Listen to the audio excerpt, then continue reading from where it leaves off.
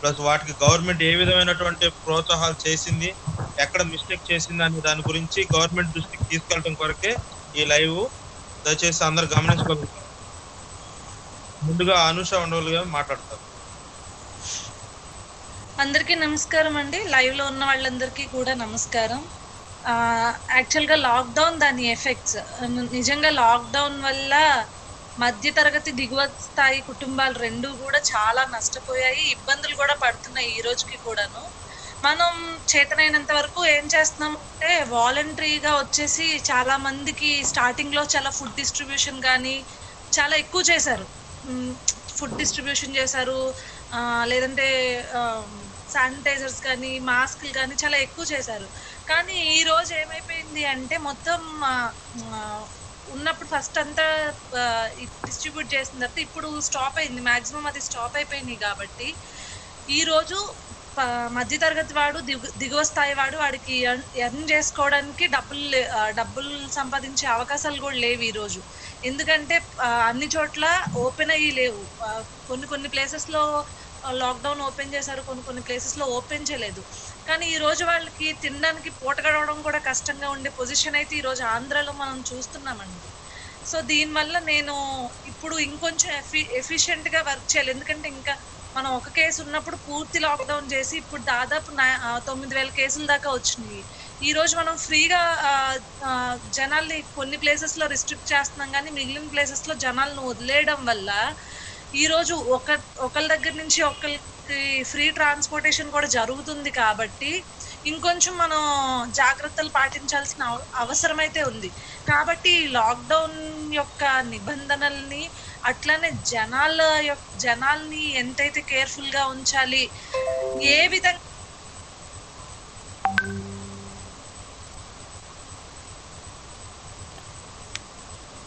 ఇప్పుడు ఏ విధంగా అయితే వాళ్ళకి ఆర్థిక సహాయం అవసరమో ఈరోజు ఏ విధంగా వాళ్ళకి ఆర్థికంగా వాళ్ళు నిలబడగలరో మనం ఇవ్వగలము అనేది గవర్నమెంట్ నుంచి అడగాలండి ఖచ్చితంగా. మీరేమనుకుంటున్నారు? తుమ్మల సత్యన్న గారు మీరేమనుకుంటున్నారు ఈ విషయం పైన? తుమ్మల సత్యన్న మాట్లాడండి.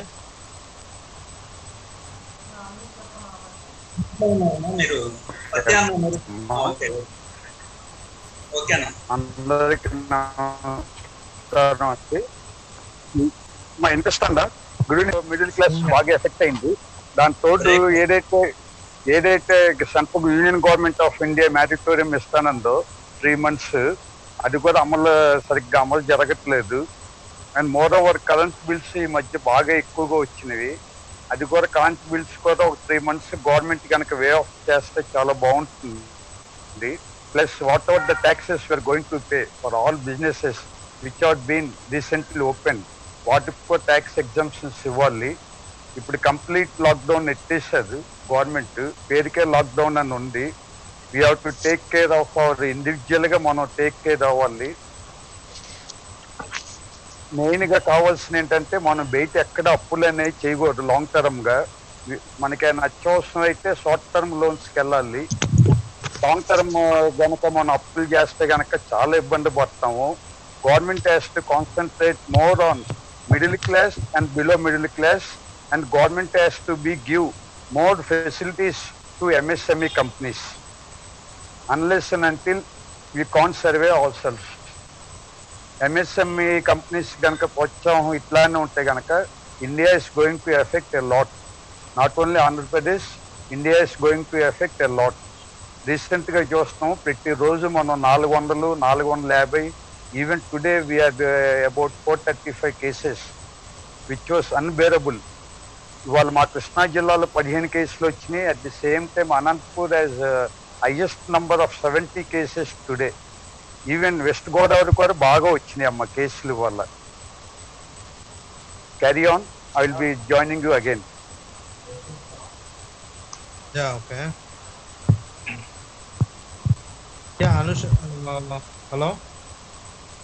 అనుష గారు మీరు కంప్లీట్ చేయండి, నెక్స్ట్ వన్ జాయిన్ అవుతారు. మిడిల్లో కంప్లీట్ చేసేయండి పూర్తిగా. ఎస్, ఇంకొకటి ఏంటి అంటేనండి, ఇవి బిజినెస్ వైడ్గా చాలా దెబ్బతింది ఈ 3 months నుంచి. బట్ ఇక్కడ మనకు అఫీషియల్గా ఎవరైతే రెంటెడ్ ఉన్నారో రీసెంట్లీ నేనే ఫేస్ చేశాను ఆ ప్రాబ్లము. ఈ 3 మంత్స్ నుంచి పూర్తిగా బిజినెస్ డల్ అవ్వడం, మనం రెంట్లు పే చేసేవాళ్ళం, రెంట్స్ పే చేయడం, దీనికోసం మళ్ళీ లోన్స్ పెడితే లోన్స్ కూడా ముద్రా లోన్స్ ఉన్నాయి, స్టాండప్ ఇండియా లోన్స్ ఉన్నాయి అంటున్నారు. నేను మొన్న రీసెంట్గా ఒక 10 lakhs లోన్ అప్లై చేయడానికి వెళ్తే మినిమం మన ఈ పొజిషన్లో మంత్లీ సేల్ రిపోర్ట్ 50 lakhs కావాలి అన్నారు. ఈవెన్ దో 50 lakhs ఉంటే మనం లోన్కి వెళ్ళే అవసరం కూడా లేదు కదా. లేదు అంటే స్టాండప్ ఇండియా ద్వారా వెళ్ళాలి మేడం, ముద్ర ద్వారా వెళ్ళాలి, అది కూడా చాలా తక్కువ అమౌంటే వస్తుంది అన్నారు. ఇప్పుడు ఈ రోజు నేనున్న నా రేంజ్లో చూసుకుంటే నేను దాదాపు నెలకు 42,000 కట్టాల్సి వస్తుంది పిల్లలు రెంట్లు. మోస్ట్లీ మెయింటెనెన్స్, శాలరీస్ ఇవన్నీ చూస్తేనే ల్యాక్స్కి వచ్చేస్తుంది. ఈ రోజు కనీసం గవర్నమెంట్ స్మాల్ స్కేల్ బిజినెస్లకు కానీ స్మాల్ స్కేల్ ఇండస్ట్రీ వాళ్ళకి కానీ ఎంతో కొంత లోన్స్ అవి ప్రొవైడ్ చేస్తే కనుక చాలా బాగుంటుంది. కొంచెం ఈజియర్ దాన్ మరీ రెస్ట్రిక్టెడ్ చేయకుండా మీ సేల్ రిపోర్ట్ ఇంత ఉండాలి, మీ ట్యాక్స్ పేయింగ్ ఇంత ఉండాలి అని రిస్ట్రిక్ట్ చేయకుండా స్మాల్ స్కేల్ ఇండస్ట్రీస్ అండ్ కొత్తగా పెట్టిన వాళ్ళైతే నిజంగా చాలా ఇబ్బందులు పడుతున్నారు. ఈ రెంట్ పే చేయడానికి కానీ, లేదు అంటే లోన్స్ లేక మళ్ళీ ఎందుకంటే తెలిసింది అందరికి ఈ మనం లాక్డౌన్ లో తీస్తున్నా కూడా పెద్దగా ఏమి బిజినెస్లు కూడా జరగట్లేదు first of all. So that's my opinion. Okay, finish అమ్మా. సంతోష్ నాయుడు రాయలసీమ మాట్లాడారు, అన్మ్యూట్ చేసుకోండి.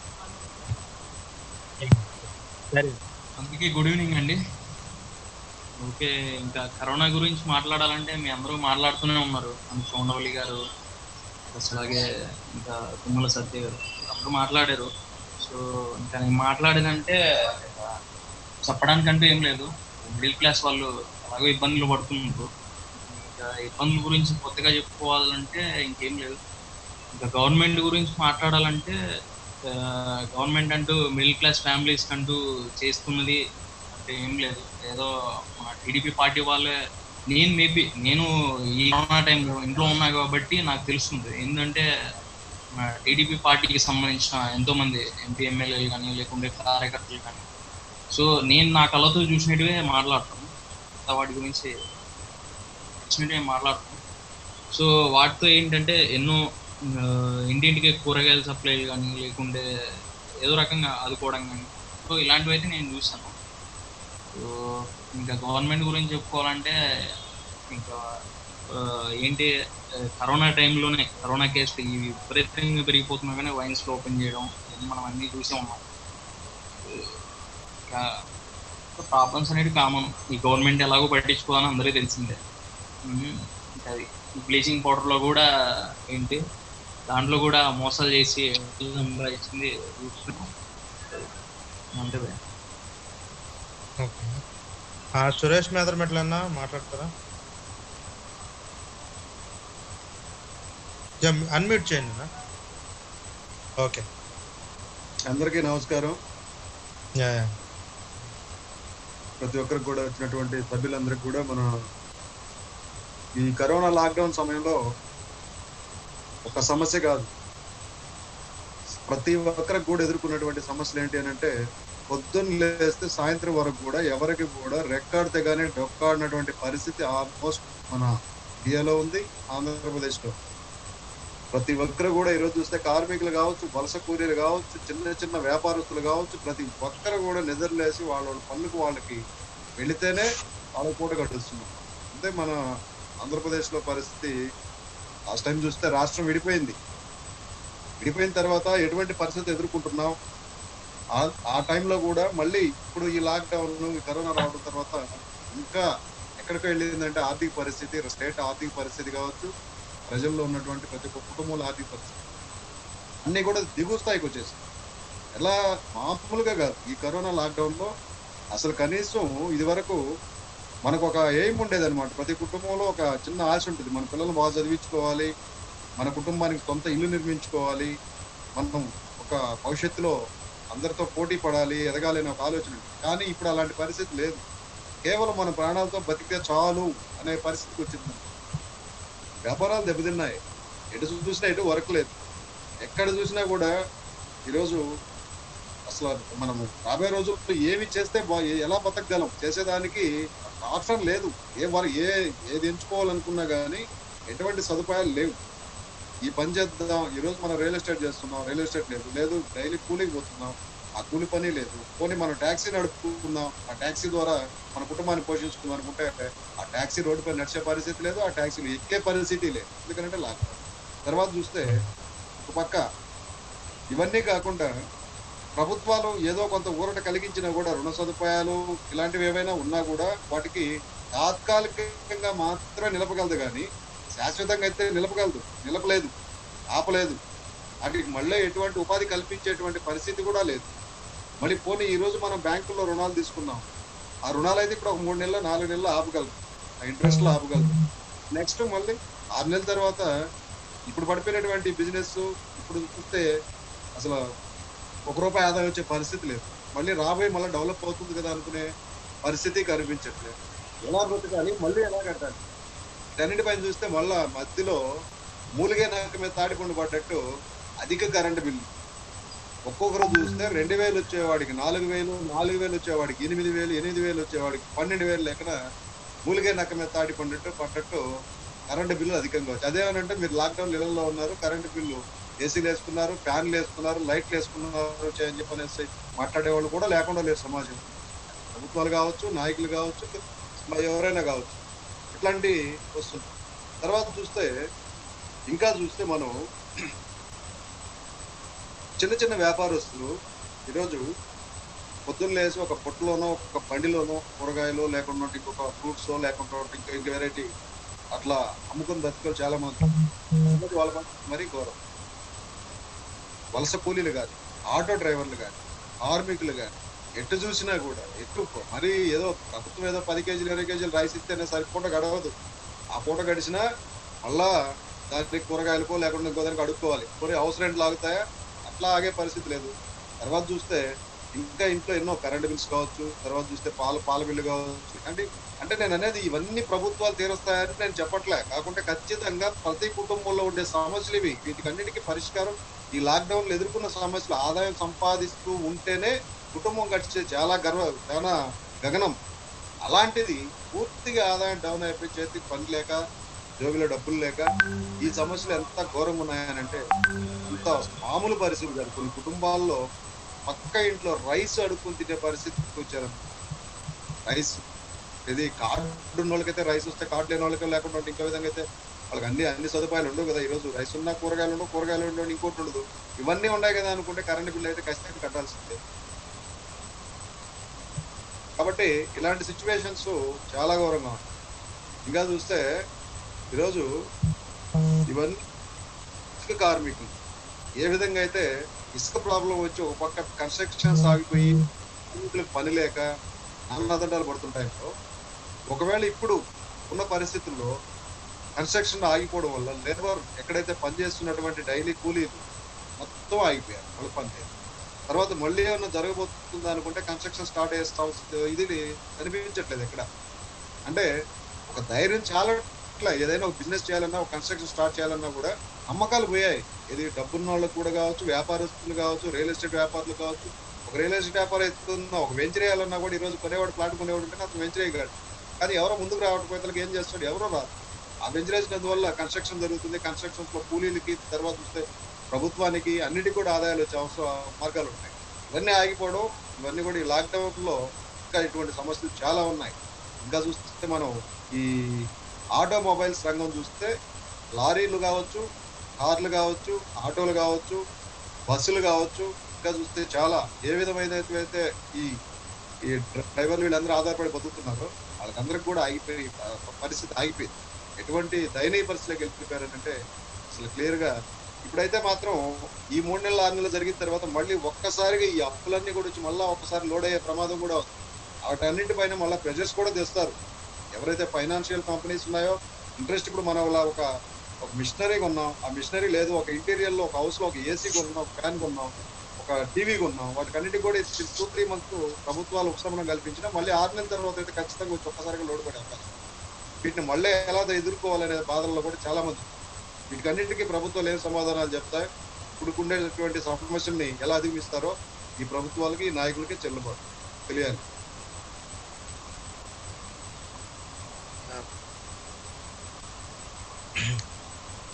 గుడ్ స్పీచ్ అన్న, చాలా బాగా చెప్పారు ఇప్పుడున్న సమస్యల గురించి, చాలా చక్కగా వివరించారు అందరికి. నెక్స్ట్ అవినాష్ దూలిపల్లి మాట్లాడతారా? Dhulipal Avinash Chowdary. Yeah bro, hello everyone. Hello Satyam అన్న, సురేష్ అన్న, హాయ్. తుమ్మల్ సత్య అన్న, బాగున్నారు అందరు? Yeah everyone is fine. Yeah hi అన్న, good to see you all together.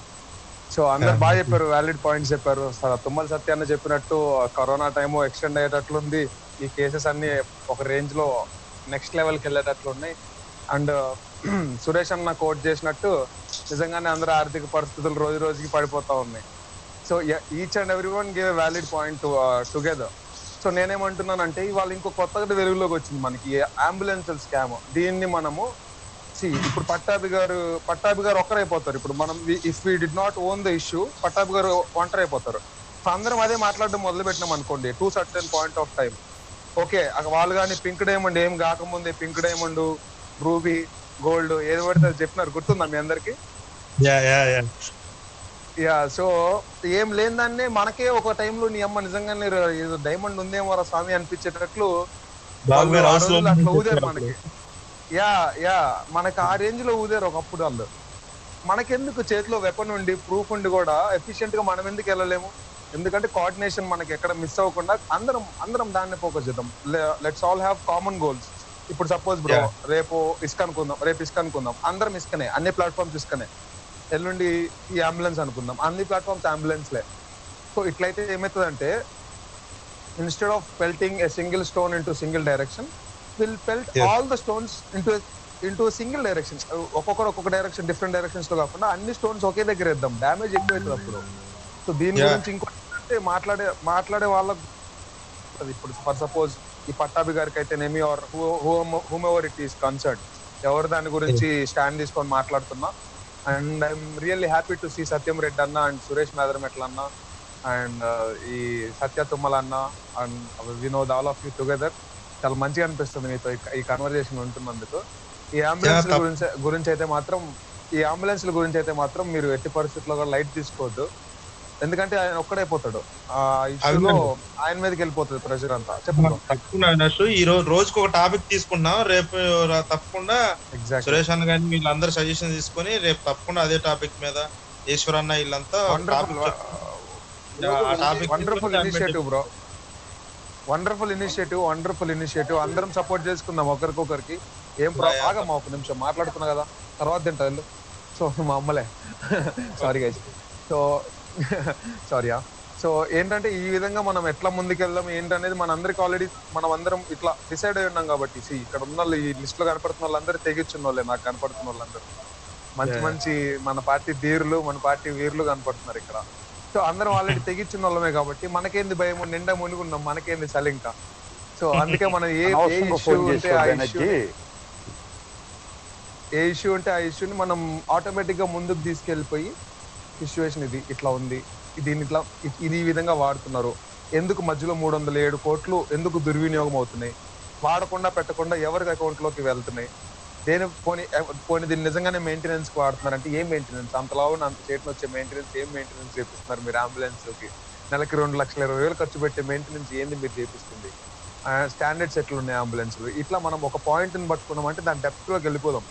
Because అధికారం వచ్చేదాకా మనం వేసిన ప్రతి రాయి ఊరక నుంచో అద్దం మీద రాయి వేయటమే కదా, పగిలితే అద్దం పోతుంది, పోతే రాయి వేస్ట్ అవుతుంది, అంతే కదా?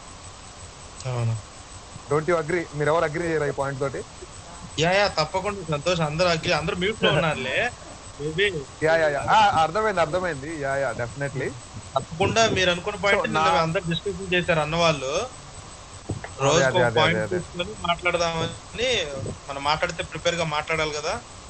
తప్పకుండా డైలీ ఒక పాయింట్ అన్న వాళ్ళ సజెషన్ మీదకి ఆ పాయింట్. ఇది మంచి ఇనిషియేషన్ బ్రో, ఇది నిజంగా మంచి ఇనిషియేషన్. వాళ్ళు కూడా వాళ్ళ వాల్యుబుల్ సజెషన్స్ మనకి ఇస్తారు. అండ్ కరెంట్లీ లోకల్ లెవెల్లో ఏం జరుగుతుంది, గ్రౌండ్ లెవెల్లో ఏం జరుగుతుంది అనేది కూడా మనకి ఎప్పటికప్పుడు తెలుస్తూ ఉంటుంది. So that we can work more efficiently.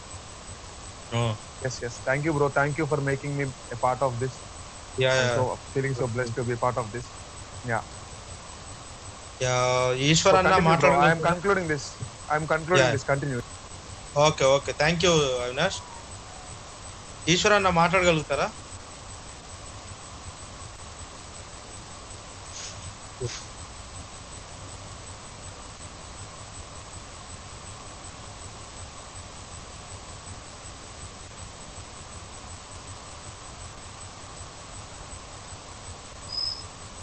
మధ్యన ఈశ్వర్ అన్న కట్ అయ్యారా లైవ్?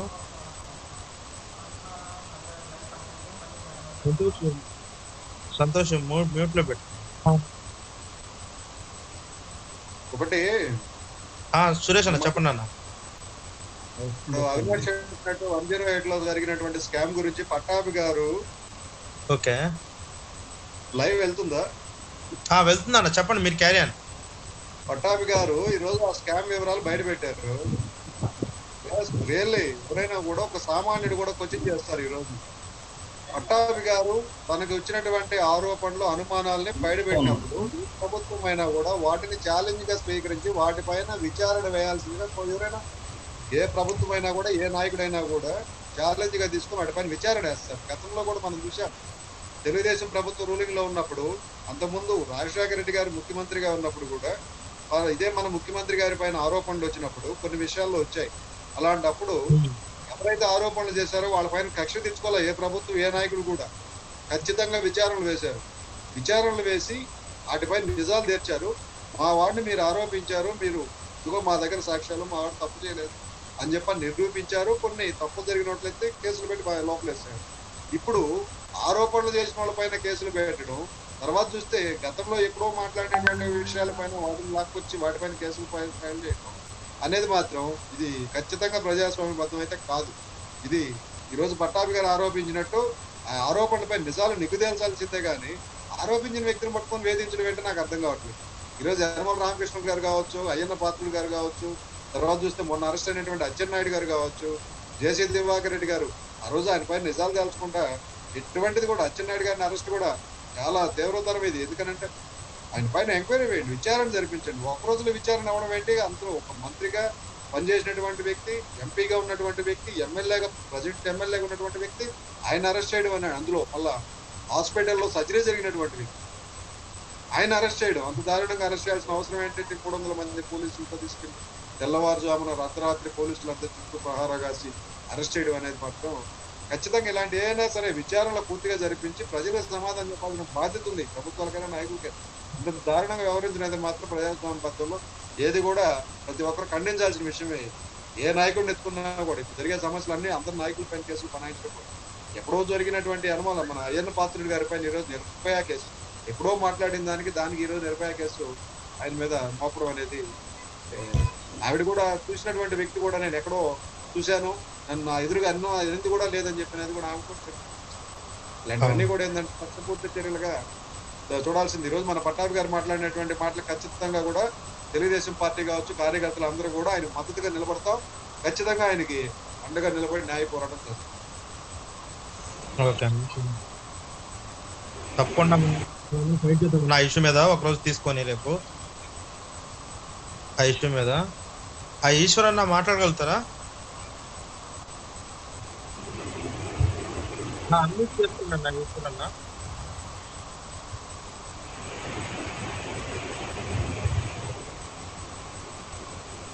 మధ్యన ఈశ్వర్ అన్న.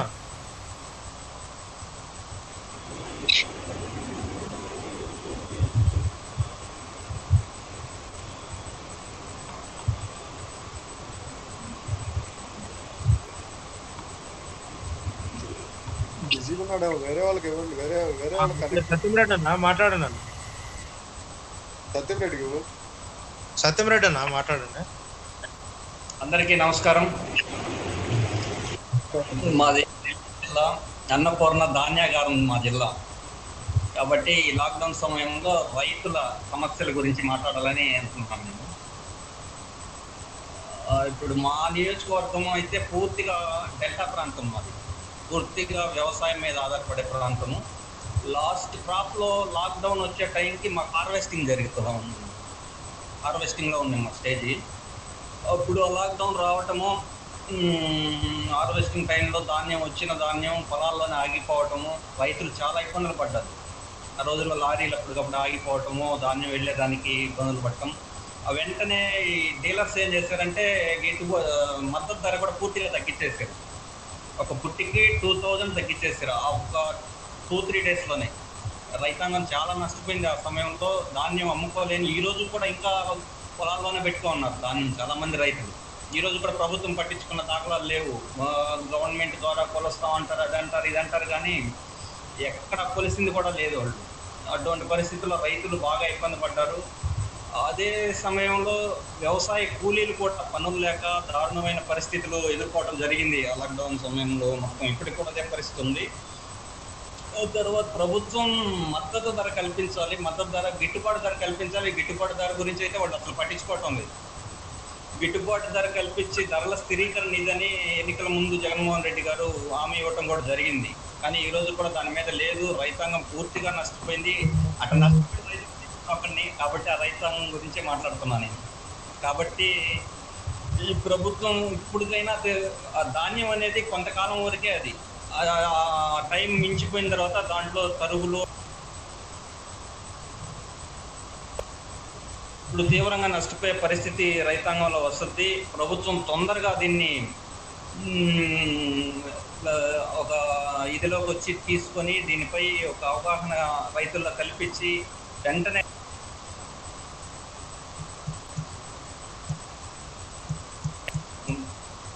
కూడా ఉంది. వ్యవసాయ కూలీల పరిస్థితికి వస్తే పూర్తిగా పని లేకుండా పోయింది. వాళ్ళు ఆ రోజు పని చేసుకోవాలి, వాళ్ళు వ్యవసాయం కూలీ పని చేసుకొని బతికే పరిస్థితి ఉంటుంది. వ్యవసాయం ఆ పనులు లేకపోవటం వాళ్ళు పూర్తిగా వాళ్ళ కుటుంబ పోషణ జరిగేది కూడా కష్టమైన పరిస్థితులు మేము ఎన్నో చూసాం. చాలా మంది ఇబ్బందులు పడుతున్నారు. కనీసం ఆ రోజు పూట గడవని పరిస్థితులు కూడా ఎన్నో ఎదుర్కొన్న కుటుంబాలు ఉన్నాయి. అటువంటి వాళ్ళ గురించి పట్టించుకున్న వాళ్ళు ఎవరు లేరు. ప్రభుత్వం ఏదో మామూలుగా నెలవారీగా ఇచ్చే రేషన్ తప్ప అదనంగా ఇచ్చి వాళ్ళకు ఆ కుటుంబాలను ఆదుకున్న పరిస్థితులు కూడా కనిపించలేము. అదేవిధంగా ఇంకొకటి ప్రధానంగా లాక్డౌన్లో ఇబ్బంది పడిన వాళ్ళు ఎవరంటే భవన నిర్మాణ కార్మికులను కూడా బాగా గమనించాం. వాళ్ళు పూర్తిగా పనులు లేక 3 నెలలు అసలు వాళ్ళ కుటుంబాలు ఏ విధంగా బతకాలి అనేటటువంటి పరిస్థితి కూడా వాళ్ళకి అర్థం కాని పరిస్థితుల్లో వాళ్ళు ఉన్న సందర్భాలు ఉన్నాయి. ఇప్పటికి కూడా అదే విధంగా ఉంది వాళ్ళకి. భవన నిర్మాణ ఇసుక సమస్య అయిపోయింది. ఒక పక్క లాక్డౌన్లో ఇసుక రాలేదు. ఇవి పని చేసేదానికి వెళ్ళేదానికి వీలు లేని పరిస్థితి, బయట రానివ్వలేదు, పనులకు వెళ్ళే సందర్భం లేకుండా పోయింది. అందువల్ల వాళ్ళందరూ ఇబ్బందులు పడ్డారు. వీళ్ళందరి గురించి కూడా ప్రభుత్వం ఏ విధమైన చర్యలు తీసుకొని వాళ్ళ కుటుంబాలను ఆదుకునే పరిస్థితి చేయలేదు. ఈ రాబోయే రోజుల్లో ఇప్పుడు కరోనా కేసులు పెరుగుతున్న సందర్భంలో ఇంకా ఈ లాక్డౌన్ అనేది ఎప్పుడు దాకా కొనసాగుతో కూడా అర్థం కాని పరిస్థితిలో ప్రజానికం ఉంది. దీన్ని ప్రభుత్వం ఆలోచించి చేయగలిగి చాలా కుటుంబాలు బయటపడే పరిస్థితి వస్తుంది. లేదంటే తీవ్రమైన ఇబ్బందులకు వెళ్లాల్సిన పరిస్థితి రైతాంగం కానీ వ్యవసాయ కూలీలు కానీ వెళ్లాల్సిన పరిస్థితి రాబోతా ఉంది. దీన్ని మనం కూడా ఏదో ఒక విధంగా ప్రెస్ మీట్లు పెట్టి ప్రభుత్వం దృష్టికి తీసుకోపోవాలని అందరికి తెలియజేసుకుంటూ సెలవు తీసుకుంటాం. చాలా చక్కగా చెప్పారు. Thank you. సత్యన్న హ్యాండ్ రైజ్ చేశారు, చెప్పండి.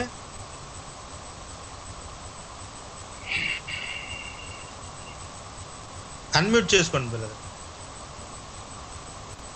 సత్య అన్న అన్మ్యూట్ చేయండి. ఓకే, చేశాను. ఇందాక నాది నెట్ డిస్కనెక్ట్ అయితే మళ్ళీ జాయిన్ అయ్యాను అంతేనమ్మా. Carry on. Yeah okay. ఆ ఈశ్వర్ నాయుడు అన్న మాట్లాడండి. అందరికీ నమస్కారం అన్న. మ్యూట్ లో పడింది అన్న. ఈశ్వర్ అన్న మ్యూట్ లో ఉంది. ఓకే, అందరికీ నమస్కారం అయ్యా. అందరికీ నమస్కారం. నేను మాట్లాడేది వినిపిస్తుందా? నిన్న వాయిస్ ఏదో బ్రేక్ అవుతుంది అన్నారు కదా, క్లియర్ గా ఉందా? యా ఓకే అన్న, క్లియర్ గా ఉంది. కంటిన్యూ చేయండి. మన లైవ్ లో చూస్తున్నటువంటి తెలుగుదేశం కార్యకర్తలు కావచ్చు, ఇప్పుడు జూమ్ యాప్ ద్వారా ఉన్నటువంటి ప్రతి ఒక్కరికి కూడా అందరికీ నమస్కారం. ఇప్పుడు రాష్ట్రంలో ఒక దుర్మార్గమైనటువంటి పరిపాలన కొనసాగుతుంది అనేదానికి నిదర్శనం ఏంటంటే ఈ జరిగిన ఈ 12 నెలల్లో పెట్టిన కేసులే. ఇప్పుడు లాక్డౌన్ సందర్భంగా ఎవరికి సహాయం చేయింది అట్లా పక్కన పెట్టి వాళ్ళు బతుకులేదు, వాళ్ళు బతుకుతున్నారు. అయితే వాళ్ళ పైన దాడులు చేసి వలస కూలీలను ఎన్నో విధంగా దాడులు చేయటము, మన రాష్ట్రంలోకి హైదరాబాద్ నుంచి కూడా మన రాష్ట్రంలోకి రానియకుండా వాళ్ళ పైన దాడులు చేసిన చరిత్ర ఎవరికైనా ఉందంటే ఒక జగన్మోహన్ రెడ్డి ప్రభుత్వానికే ఉంది. పోతే ఇప్పుడు నేనే రాజు నేనే మంత్రి అన్నట్టు జగన్మోహన్ రెడ్డి గారు గత సంవత్సరం రోజుల్లో మన నాయకుల పైన కార్యకర్తల పైన పెట్టిన కేసులు చూస్తుంటే ఎంత ఘోరంగా ఉన్నాయంటే అంత ఘోరంగా ఉన్నాయి. ఈ రోజు సొంత పార్టీలో ఉన్నటువంటి ఎంపీ రఘురామకృష్ణరాజు కూడా నాకు ప్రాణరక్షణ కావాలి, ఎందుకంటే అతను ఒక ఇసుక పైన కావచ్చు, ఇండ్ల స్థలాల విషయంలో కావచ్చు, అవినీతిని ఎత్తి చూపించిన దానికి అతని పైకే దాడి. ఒక్క సామాజిక వర్గానికి పర్టికులర్ గా ఒక్క సామాజిక వర్గం బయట దేశాలలో ఉన్నటువంటి ఎన్ఆర్ఐలు కూడా ఫోన్లు చేసి నిన్ను చంపేస్తాను ఈ నియోజకవర్గానికి వస్తే అని బెదిరించే స్థాయికి దిగారంటే ఇంకా ఎవరినైనా ఈ రాష్ట్రంలో నోరెత్తిన గొంతుని ఎవరినైనా ప్రాణంతో పెట్టే పరిస్థితుల్లో ఈరోజు ఈ ప్రభుత్వం ఈ నాయకులు లేరు. అన్నిటికీ కూడా ఒకటించి ఉన్నారు ఈరోజు. ఎందుకంటే ఈరోజు అయ్యన్న పాత్రుడు గారు 37 ఏళ్ళు మచ్చలేని రాజకీయ జీవితం, 10 శాఖలకు మంత్రిగా చేసిన సుదీర్ఘ అనుభవం ఉంది ఆయనకు. ఈ రోజు జగన్మోహన్ రెడ్డి గారితో కలిపి 10 మంది ముఖ్యమంత్రులను చూసిన అనుభవం, ఏజెన్సీ ప్రాంతాలలో ఎంతో సేవ చేసినటువంటి సీనియర్ నాయకులు అయ్యన్న పాత్రుడు గారు లాంటి వ్యక్తి పైన ఏడాదిలోనే ఆయన పైన అట్రాసిటీ కేసులు, నిర్భయ కేసులు లాంటి కేసులు పెట్టి ఈరోజు జగన్ గారి ప్రభుత్వం చూస్తుంటే ఒక్క నర్సరీపట్నంలో ఒక డాక్టర్ పైన వీళ్ళ పైన పెట్టిన కేసులు చూస్తుంటే రాష్ట్ర ప్రజలకు అందరికీ కూడా ఈ ప్రభుత్వం ఏంటి అనేది రాష్ట్ర ప్రజలకు అందరికీ కూడా తెలుస్తుంది. ఇంకొకటి కూడా లైవ్ లో చూస్తున్నటువంటి ప్రతి ఒక్క కార్యకర్త కూడా ప్రతి ఒక్కరు పార్టీలకు అతీతంగా ఒకటే గమనించాలి. ఈరోజు మనకు ఒక ట్రాక్టర్ గాని ఒక లారీ గాని ఇసుక కావాలని చెప్పి మనం ఈ సేవలో బుక్ చేసుకుంటే నీకు మట్టి ఎత్తుకోవచ్చు తోలేసినా కూడా అయ్యా బాబు నాకు మట్టి తోలినారు ఈరోజు, నాకు అన్యాయం అయిపోయింది అని అతను మీడియా ముందరకు వచ్చి చెప్పుకున్నా కూడా అతనికి కొట్టే పరిస్థితి అయిపోయింది. ఎందుకంటే అతను మట్టి తోలినా కూడా లేకుంటే ఏదన్నా చెత్త తోలినా కూడా ఆ చెత్తతోనే అతను ఇల్లు కట్టుకోవాల్సిన పరిస్థితి. ఈ రోజు రాష్ట్రంలో ఎవ్వరు కూడా మాట్లాడే పరిస్థితి లేదు. చాలా దుర్మార్గంగా ఉంది. ఈ 10 నెలల్లో 12 నెలల్లో గతంలో జగన్మోహన్ రెడ్డి ముఖ్యమంత్రి పదవి కాంక్ష కోసం ఎన్నో కిలోమీటర్లు నడిచిన రోజుల్లో మన పార్టీ వస్తే అది చేస్తాం ఇది చేస్తాం అని చెప్పినటువంటి జగన్మోహన్ రెడ్డి గారు ఎందుకు 3 రాజధానులు మన పార్టీ వస్తానే 3 ప్రాంతాలలో 3 రాజధానులు చేస్తానని ఎందుకు చెప్పలేదు? అదే ఎన్నో విధాలుగా సారాయి ఇప్పుడు బ్రాండీ షాపులు ఉన్నాయి, సొంతంగా పార్టీయే అమ్ముతుందని ఎందుకు చెప్పలేదు? ఇసుక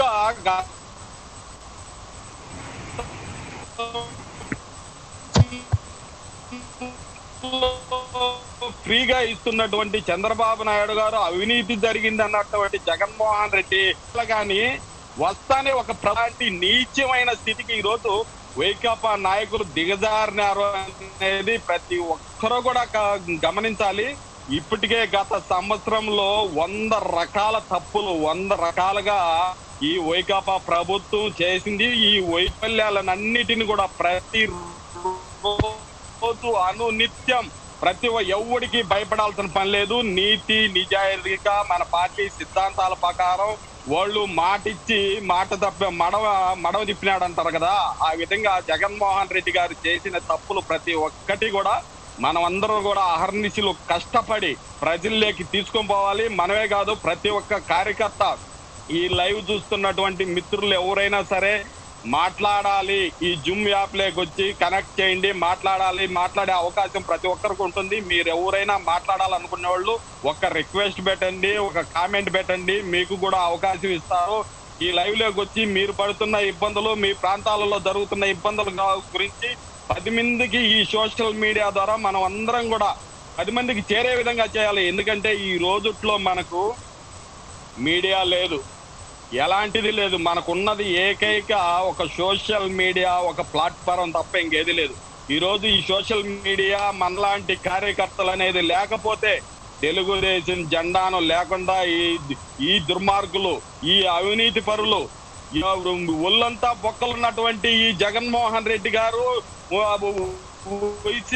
వైకాపాలో ఉన్నటువంటి నాయకులు ఆ బుడద మన నాయకుడి పైన, మన లోకేష్ గారి పైన, మన పైన తల్లేదానికి ఎన్నో విధాలుగా ప్రయత్నం చేస్తున్నారు. ఈ రోజు అచ్చెన్నాయుడు గారిని అరెస్ట్ చేసి ఒక అప్రూవల్ గా మారిపోండి మీరు అని చెప్పి పోలీసు వాళ్ళు వీళ్ళందరూ కలిపి మీరు చేసినటువంటి, మీరు లోకేష్ బాబు గారి మీద చెప్పండి, లేకంటే చంద్రబాబు గారి మీద చెప్పండి, ఎవరి మీద మన నాయకుల పైన కేసులు పెడితే అది లోకేష్ మీద చెప్పండి, లేకంటే బాబు గారి పైన చెప్పండి. ఇంత దుర్మార్గానికి, ఇంత నీచానికి వడగొడుతున్నటువంటి ఈ వైకాపా నాయకులకు ఖచ్చితంగా మనం ఈ సోషల్ మీడియా ప్లాట్ఫారం సందర్భంగా ప్రతి ఒక్కరికి తెలియజేయలేగా జరిగే దుర్మార్గాలను మనం 10 మందిలోకి తీసుకొని పోవాలని ఈ సందర్భంగా నేను అందరినీ కూడా కోరుకుంటున్నాను. నాకు ఈ అవకాశం ఇచ్చినటువంటి ఈ జూమ్ కాల్లో మన మిత్రులందరికీ పేరు పేరున ప్రతి ఒక్కరికి కూడా ధన్యవాదాలు తెలియజేస్తున్నాను. మీ ఏరే వాళ్ళకు కూడా అవకాశం ఇస్తారని కోరుకుంటున్నాను. జై తెలుగుదేశం. చాలా చక్కగా చెప్పారన్న ఈశ్వరన్న. తప్పకుండా ఎవరికి భయపడే ప్రసక్తే లేదు. ఎంతవరకైనా పోరాడదాం. ప్రతి ఒక్క దుర్మార్గ పాలన, ప్రతి ఒక్క దాని గురించి మనం ఇంకొక విషయం, మనం తప్పు చేయటం లేదు. నీతి నిజాయితీగా పార్టీ సిద్ధాంతాల ప్రకారం ఒక నీతిమైన నిజాయితీ పరుడైనటువంటి బాబు గారికి, తెలుగుదేశం పార్టీకి మనం డ్రాయర్లు వేసుకున్నప్పటి కండువా పుదాన్ని వేసుకొని జెండా వేసుకొని తిరిగినటువంటి కార్యకర్తలు ఎప్పటికీ నా నాయకుడు నీతి ఉంటూ నిజాయితీవంతుడు అనే ఒక సిద్ధాంతంతోనే మనం ఈరోజు గత సంవత్సరం, ఈరోజు వైకాపా నాయకులకు ఒక్కటి సిగ్గు శరం అనేది ఒక్కటన్నా ఉందా అని నేను అడుగుతున్నా. ఎందుకంటే ఈ మాట అనుకున్నానంటే, గతంలో ఓట్ల కోసం, సీట్ల కోసం వివేకానంద రెడ్డి గారిని 2019 ముందు చనిపోతే ఇంతవరకు కూడా అలాంటి విషయాలు, బాబాయ్, సొంత బాబాయ్, తండ్రితో సమానం అలాంటి వ్యక్తి కేసును కూడా నువ్వు పరిష్కరించలేకుండావే ఇప్పుడు రాష్ట్ర ప్రజలకు నువ్వేం న్యాయం చేస్తావు? మేము ఇలాంటి ఏదన్నా అడిగితే అన్నా క్యాంటీన్లు ఏదన్నా ఎందుకు పని చేసినావంటే, మీరు చేసిన తప్పులన్నీ మేము అడిగితే ఈరోజు నవరత్నాలు అన్నావు నవగ్రహాలుగా మారి రాష్ట్ర ప్రజలను పీల్చుకు తింటుంటే, ఈరోజు కూలి పని రోజువారి కూలీలకు పోయి 300 డబ్బు తెచ్చుకొని 300, 200 ఒక బాటలు మందు తాగిపోతుంటే, ఈ లాక్డౌన్ సందర్భంగా 40 రోజులు 50 రోజులు బ్రాందీ షాపులు బంద్ చేసినావు. నీకు చిత్తశుద్ధి అనేది, నీతి అనేది ఏదైనా ఒక పక్కన ఉంటే ఇది ఒక మంచి అవకాశం. మీరు ఈ రోజు బ్రాందీ షాపులు బంద్ చేయాల్సి వచ్చింటే, మీకు ఆ ఆలోచన ఉంటే ఈరోజు బంద్ చేసి ఉంటే ప్రజలందరూ కూడా బాగుపడింది. ఈరోజు మళ్ళీ 40 రోజులుగా తాకుండా ఉన్నటువంటి వ్యక్తి. ఇంకొకటి కూడా ఆ విషయం, ప్రతి వీధిలోనూ ప్రతి సందులోనూ ఈరోజు నాటు సారా ఎల్లవలై పారుతుంది. ప్రతి ఒక్క అంశం పైన, ఒకరోజు మందు పైన, ఒకరోజు ఇటుక పైన, ఒకరోజు 3 రాజధానుల పైన, ఇలాంటి విషయాలన్నీ కూడా ఎన్నో ఉన్నాయి. ప్రతి ఒక్కటి కూడా గతంలో జగన్మోహన్ రెడ్డి రాజధాని పైన ఏమని చెప్పాడు, ఇక్కడే ఇల్లు కట్టుకుంటున్నాడు జగనన్న, ఇక్కడే రాజధాని ఉంటుంది, ఎక్కడికి తరలిపోదు, నేను అన్నను ఒప్పిస్తాను. ఈ రోజు ఆయన కమల్ హాసన్ చెప్తాడు, మేము అన్నంతో మాట్లాడతాను, అన్నను ఒప్పిస్తాను, ఇక్కడే ఉంటుంది రాజధాని. ఈ రోజు ఏం మాట్లాడుతున్నావు? ఒక ప్లాటే కదా మీకు, నువ్వేంటి ఇచ్చేది? వాళ్ళు వేల ఎకరాలన్నీ ఈరోజు రాజధానికి ఇచ్చారు. వాళ్ళకు ఒక ప్లాటే కదా మీకు కావాల్సిందని ఈ రోజు ఎగతాళిగా మాట్లాడుతున్నటువంటి వ్యక్తులకు బుద్ధి వచ్చే విధంగా ప్రతి ఒక్కరూ కూడా, ఒక తెలుగుదేశం కార్యకర్త ఈరోజు ఒక సైనికుడు లాగా మనం పోరాడాల్సిన సమయం ఇది.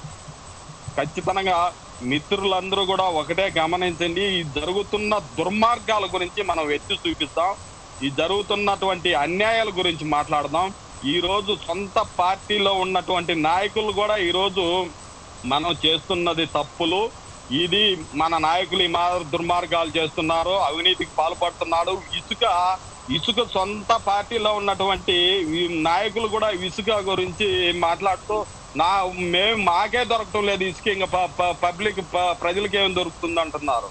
ఇంత నీచానికి ఒడగడుతున్న ఈ నాయకులను ఖచ్చితంగా మనం అంతా పబ్లిక్ ఖచ్చితంగా ప్రతిరోజు దీని గురించి చర్చించాలి, ప్రజల్లోకి బాగా తీసుకొని పోవాలి. అందరికీ కూడా ధన్యవాదాలు మరొకసారి.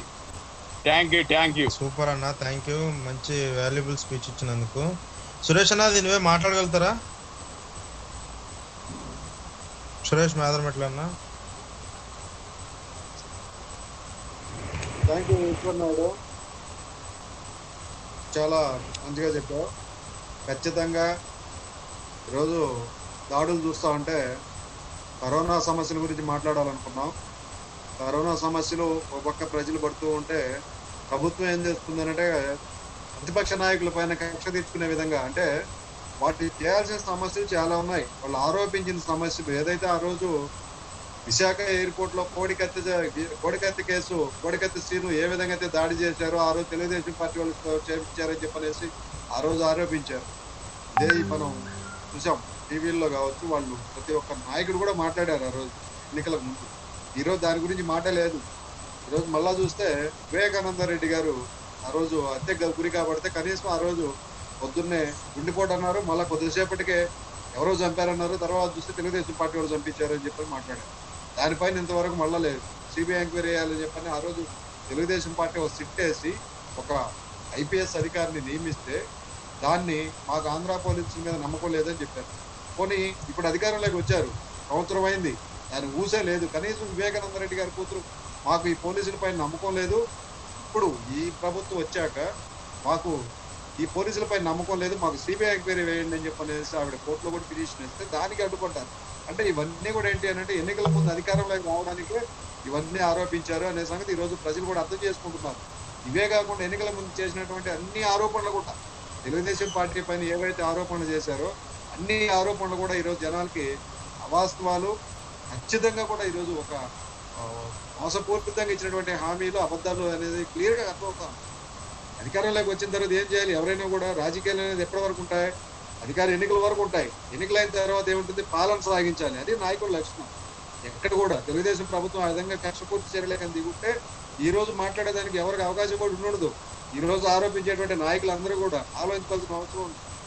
అధికారం అనేది ఎవరికి శాశ్వతం కాదు. గతంలో కూడా చూసాం మనం, చరిత్ర చూస్తే హిట్లర్ లాంటి వాళ్ళిపోయారు. ఇప్పుడు చూస్తున్నా కూడా ఎప్పుడో 30-40 సంవత్సరాలు రాజకీయాల్లో ఆరితేరినటువంటి నాయకుల పైన నిర్భయ కేసులు, తర్వాత చూస్తే వేరే విధంగా అవినీతి మరకలు అంటిస్తూ కేసులు, గతంలో ఏ నాయకుడు ఏ ప్రభుత్వం చేయనటువంటి ఆరోపణలు చేయడం, అరెస్టులు చేయడం, అంటే వాళ్ళ పైన అవి రుజువు కాకుంటే ప్రజెంట్ ఏంటంటే జనాలకు తీసుకెళ్లేది ఎలా వెళుతుంది? వాళ్ళు దొంగ, మనం ఒక రోజైనా వాళ్ళు స్టేషన్లో పెట్టామా, కేసుల్లో ఇరికించామా, కోర్టు చుట్టూ తిప్పామా అన్నట్టుగా వ్యవహారం జరుగుతుంది. కానీ అవి ఎంతవరకు ఆరోపణలు నిరూపణ అవుతాయా, ఎంతవరకు అనేది విచారణ లేసి వాటిపైన ఏదైతే సాక్ష్యాలు ఉన్నాయో వాటన్నిటిని బయట పెట్టిన తర్వాత అరెస్ట్ చేయాల్సి, ఎంతగాని అటు ఇటు కాకుండా అరెస్టులు చూపించేయడం, కోర్టుల మీద తోసేయడం, తర్వాత కోర్టులు చేయకుంటాం. ఇదే విధంగా మనం చూస్తే హైకోర్టులో చూస్తే నిమ్మగడ్డ రమేష్ కుమార్ ఏ విధంగా ఈసీ ఎన్నికల అధికారి అతను కరోనా ప్రభావం ఎక్కువగా ఉంది, ఈ రోజు మనకు అర్థం అవుతా ఉంది. ఆ రోజు ఆయన ముందుగా ఆలోచించి ఆ రోజు ఎన్నికలు వాయిదా వేయకుండా ఈ రోజు మనం కూడా ఒక చైనా మాదిరిగానో లేకుండా ఉంటే ఇంకొక ఇటలీ మాదిరిగానో అయిపోయి ఈ రోజు పరిస్థితి ఏంటి? అయినా అంత దూరం వచ్చింది. ఈరోజు ఏపీలో కూడా చూస్తే మనం ఇండియా మొత్తం వైద్యుడిగా చూస్తే అదే పరిస్థితి వచ్చింది. ఎక్కడైతే విఫలం అవుతున్నామో అక్కడ మనం సక్సెస్ కావాల్సింది పోయేసి అవన్నీ పక్కన పెట్టి ఎంతసేపటికి ఆ రోజు ఎన్నికల అధికారి వాయిదా వేసేయడం చెప్పనేసి ఈ రోజు స్పీకర్ గారి నుంచి మొత్తం అధికార పార్టీ నాయకులు అందరూ కూడా వాళ్ళపై దుమ్మెత్తి పోసారు. తర్వాత చూస్తే ఈ రోజు మళ్ళా ఆ కరోనా గురించి ఆ ఎన్నికలు వాయిదా వేయడం, తర్వాత చూస్తే ఆ ఎన్నికల అధికారి పైన కోర్టుకెళ్ళడం, మళ్ళీ ఆయన కూడా ఒక ఎన్నికలు నియమించే అధికారే నాకు ప్రాణహాని ఉంది, నాకు సెక్యూరిటీ కల్పించండి చెప్పని కేంద్రానికి లేఖ రాశాడు.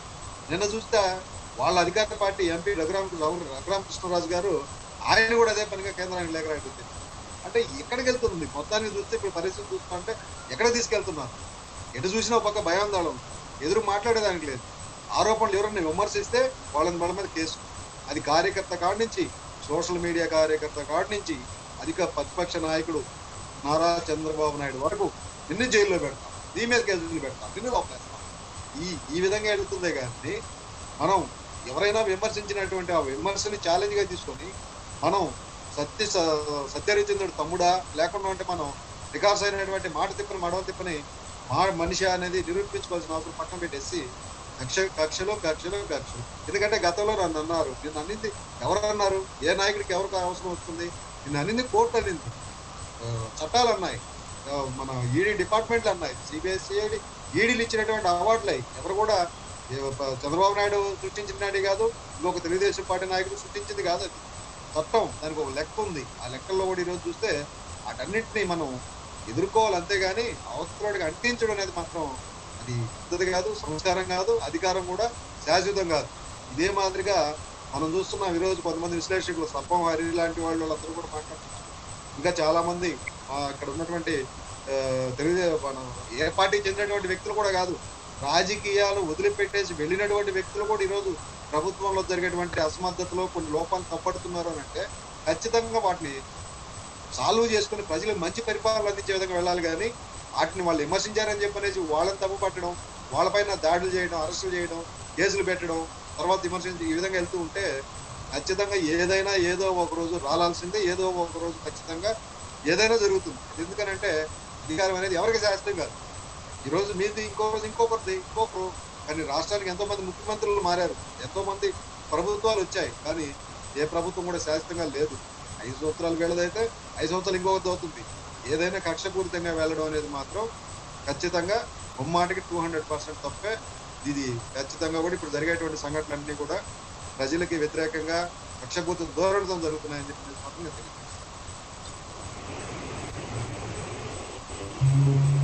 అవినాష్ మాట్లాడతారా? Avinash Dhulipalem.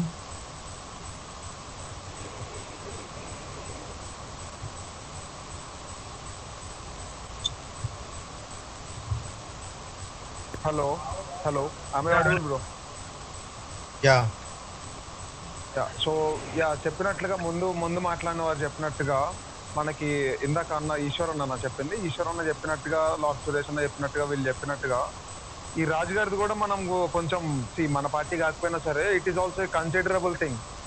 Is a MP over there and he is fighting for his own security. ఆయన కోసం ఆయన సెక్యూరిటీ కోసం ఆయన ఫైట్ చేస్తున్నాడు.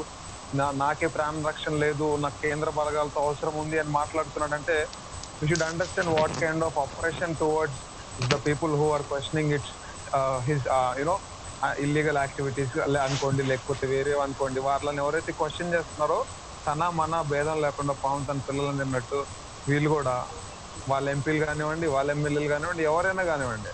సో నాకు ఇంకో డౌట్ వస్తుంది, వాళ్ళు ఇసుకలో మట్టి కలిపారని మాట్లాడుతున్నారు కదా, వాళ్ళని కూడా రేపు ఆ ఎమ్మెల్యే గారు బయటకు వచ్చి కూడా నాకు ఇబ్బందులు పెడుతున్నారు అన్నగానే ఆశ్చర్యం లేదు. సో వీళ్ళు వాళ్ళ సొంత ఎమ్మెల్యేలకి, సొంత ఎంపీలకే సెక్యూరిటీ ఇచ్చుకోలేకుండా ఉన్నారు కదా. అవును.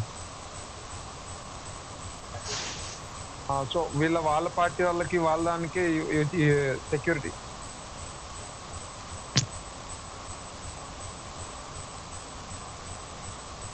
హలో చెప్పండి అవినాష్, వినిపిస్తుంది. అన్మ్యూట్ చేయండి, చెప్పండి. సో క్లియర్ కదా అందరికి? ఓకే క్లియర్, మీరు మాట్లాడండి. సో దాని మీద వాళ్ళ సెక్యూరిటీ, ఫస్ట్ ఆఫ్ ఆల్ వాళ్ళు మనుషుల్ని ఎవరైతే ప్రశ్నిస్తున్నారో వాళ్ళ మీద అవతల పార్టీ వాళ్ళైతేనేమో కేసులు లేకపోతే ప్రాణహాని చేస్తామని బెదిరించడం, వాళ్ళ పార్టీ నుంచి చేస్తేనేమో వాళ్ళ పార్టీలో ఉన్నారని కూడా చూడకుండా వాళ్ళని out side the country international mafia అనుకోండి, లేకపోతే వాళ్ళు అదొక రకమైన సర్క్యూట్ అనుకోండి, ఒక అన్సివిలైజ్డ్ మాబ్ ఆఫ్ పీపుల్, ఒక సివిలైజేషన్ లేకుండా పాడు లేకుండా వాళ్ళని బెదిరిద్దాం, వీళ్ళని భయపెడదాం. ఇలా వీళ్ళు మాట్లాడినారు, వీళ్ళని భయపెట్టేసినామంటే రేపటి నుంచి ఇంకెవ్వడు రాడు, ఈ స్టేజ్ లో ఉన్నారు. మనకు కూడా తెలుసు, కాకపోతే మనం వీటన్నిటికీ మనం భయపడేది లేదు కాబట్టి మనం వాటి గురించే మాట్లాడదాము. ఎందుకు బెదిరించాల్సి వస్తుంది, ఆర్ ఏ సందర్భాల్లో మనం వాళ్ళ మీద బెదిరిస్తున్నారో కూడా కాన్సన్ట్రేట్ చేయాల్సి ఉంటుంది. రాజుగారు వాళ్ళకి జరుగుతున్న ఇసుక అక్రమాల గురించి మాట్లాడుతున్న తర్వాతనే కదా వాళ్ళందరూ కౌంటర్ చేస్తుంది. ఇంతకుముందంతా వీరందరూ బాగానే ఉన్నారు సఖ్యతతోటి. Whenever they are questioning their faults అప్పుడు కోపం వచ్చేస్తుంది. అప్పటిదాకా మన అనుకున్న వాళ్ళందరూ సడన్ గా రివర్స్ అయిపోయి నువ్వు ఓడరా అనేటట్టు అయిపోతున్నారు. వాళ్ళకి చూడండి ఒకసారి అది. సో దీని మీద మనం దీన్ని కూడా ప్రజల్లోకి తీసుకెళ్ళగలగాలి. సార్ ఎలక్షన్ టైంకి వచ్చి అందరం మేము కలిసిపోయినాము, మాకు ఓటేసేయండి అని అడుగుతున్నారు, కానీ ఇన్సైడెడ్లీ వాళ్ళే దాని మీద సాటిస్ఫాక్షన్ తోటి లేరు. జరుగుతున్న వర్క్స్ తోటి లేకపోతే జరుగుతున్న ఇల్లీగల్ యాక్టివిటీస్ మీద వాళ్ళు కూడా ఆపరేషన్ ఫీల్ అవుతున్నారు అని చెప్పి దీన్ని కూడా మనం ప్రజల్లోకి బలంగా తీసుకెళ్ళగలగాలి అండ్ వాళ్ళకి ఎఫిషియెంట్ గా చెప్పగలగాలి. We have solid evidences and proofs మన చేతిలో ఉన్నాయి. వాళ్ళు పెట్టుకున్న మీడియా డిబేట్స్ అయితే కానివ్వండి, లేకపోతే రిలీజ్ చేసిన వీడియో క్లిప్స్ అయితే కానివ్వండి, చూసే ఉంటారు అనుకుంటున్నా మీరందరూ కూడా. దీని గురించి ఒకటి, ఈ అంబులెన్స్ విషయం అయితే మీరు గుర్తుపెట్టుకోవాలి. We should never leave Pattabhi గారు అలోన్. ఎందుకంటే ఒక అలిగేషన్ చేసినప్పుడు అది తప్పు చేయకపోతే దాన్ని తప్పు చేయలేదు అని వాళ్ళు వచ్చి ప్రూవ్ చేసుకునే నైతిక బాధ్యత గవర్నమెంట్ మీద ఉంది.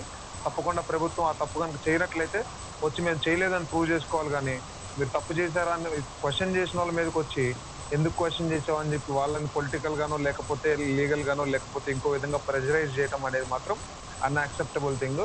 నేను తెలుగుదేశం పార్టీ కార్యకర్తలకు మనం కూడా ఎప్పుడు వెన్నుదన్నుగా మన నాయకులకు వెన్నుదన్నుగా వాళ్ళు చెప్పిన కార్యాచరణ ఏదైతే ఉందో లేకపోతే వాళ్ళు చూస్ చేసుకున్న సబ్జెక్ట్ ఏదైతే ఉందో వాళ్ళు ఇచ్చిన ఇన్ఫర్మేషన్ ఏదైతే ఉందో దీని మీద వర్క్ చేసి అందరం కలిసికట్టుగా ముందుకెళ్ళాలి.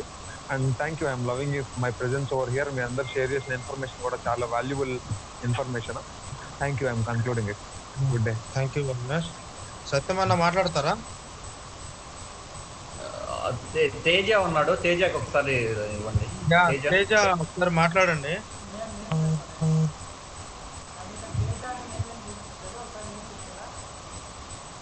రెడ్మీ ఉండదు చూడండి, రెడ్మీ.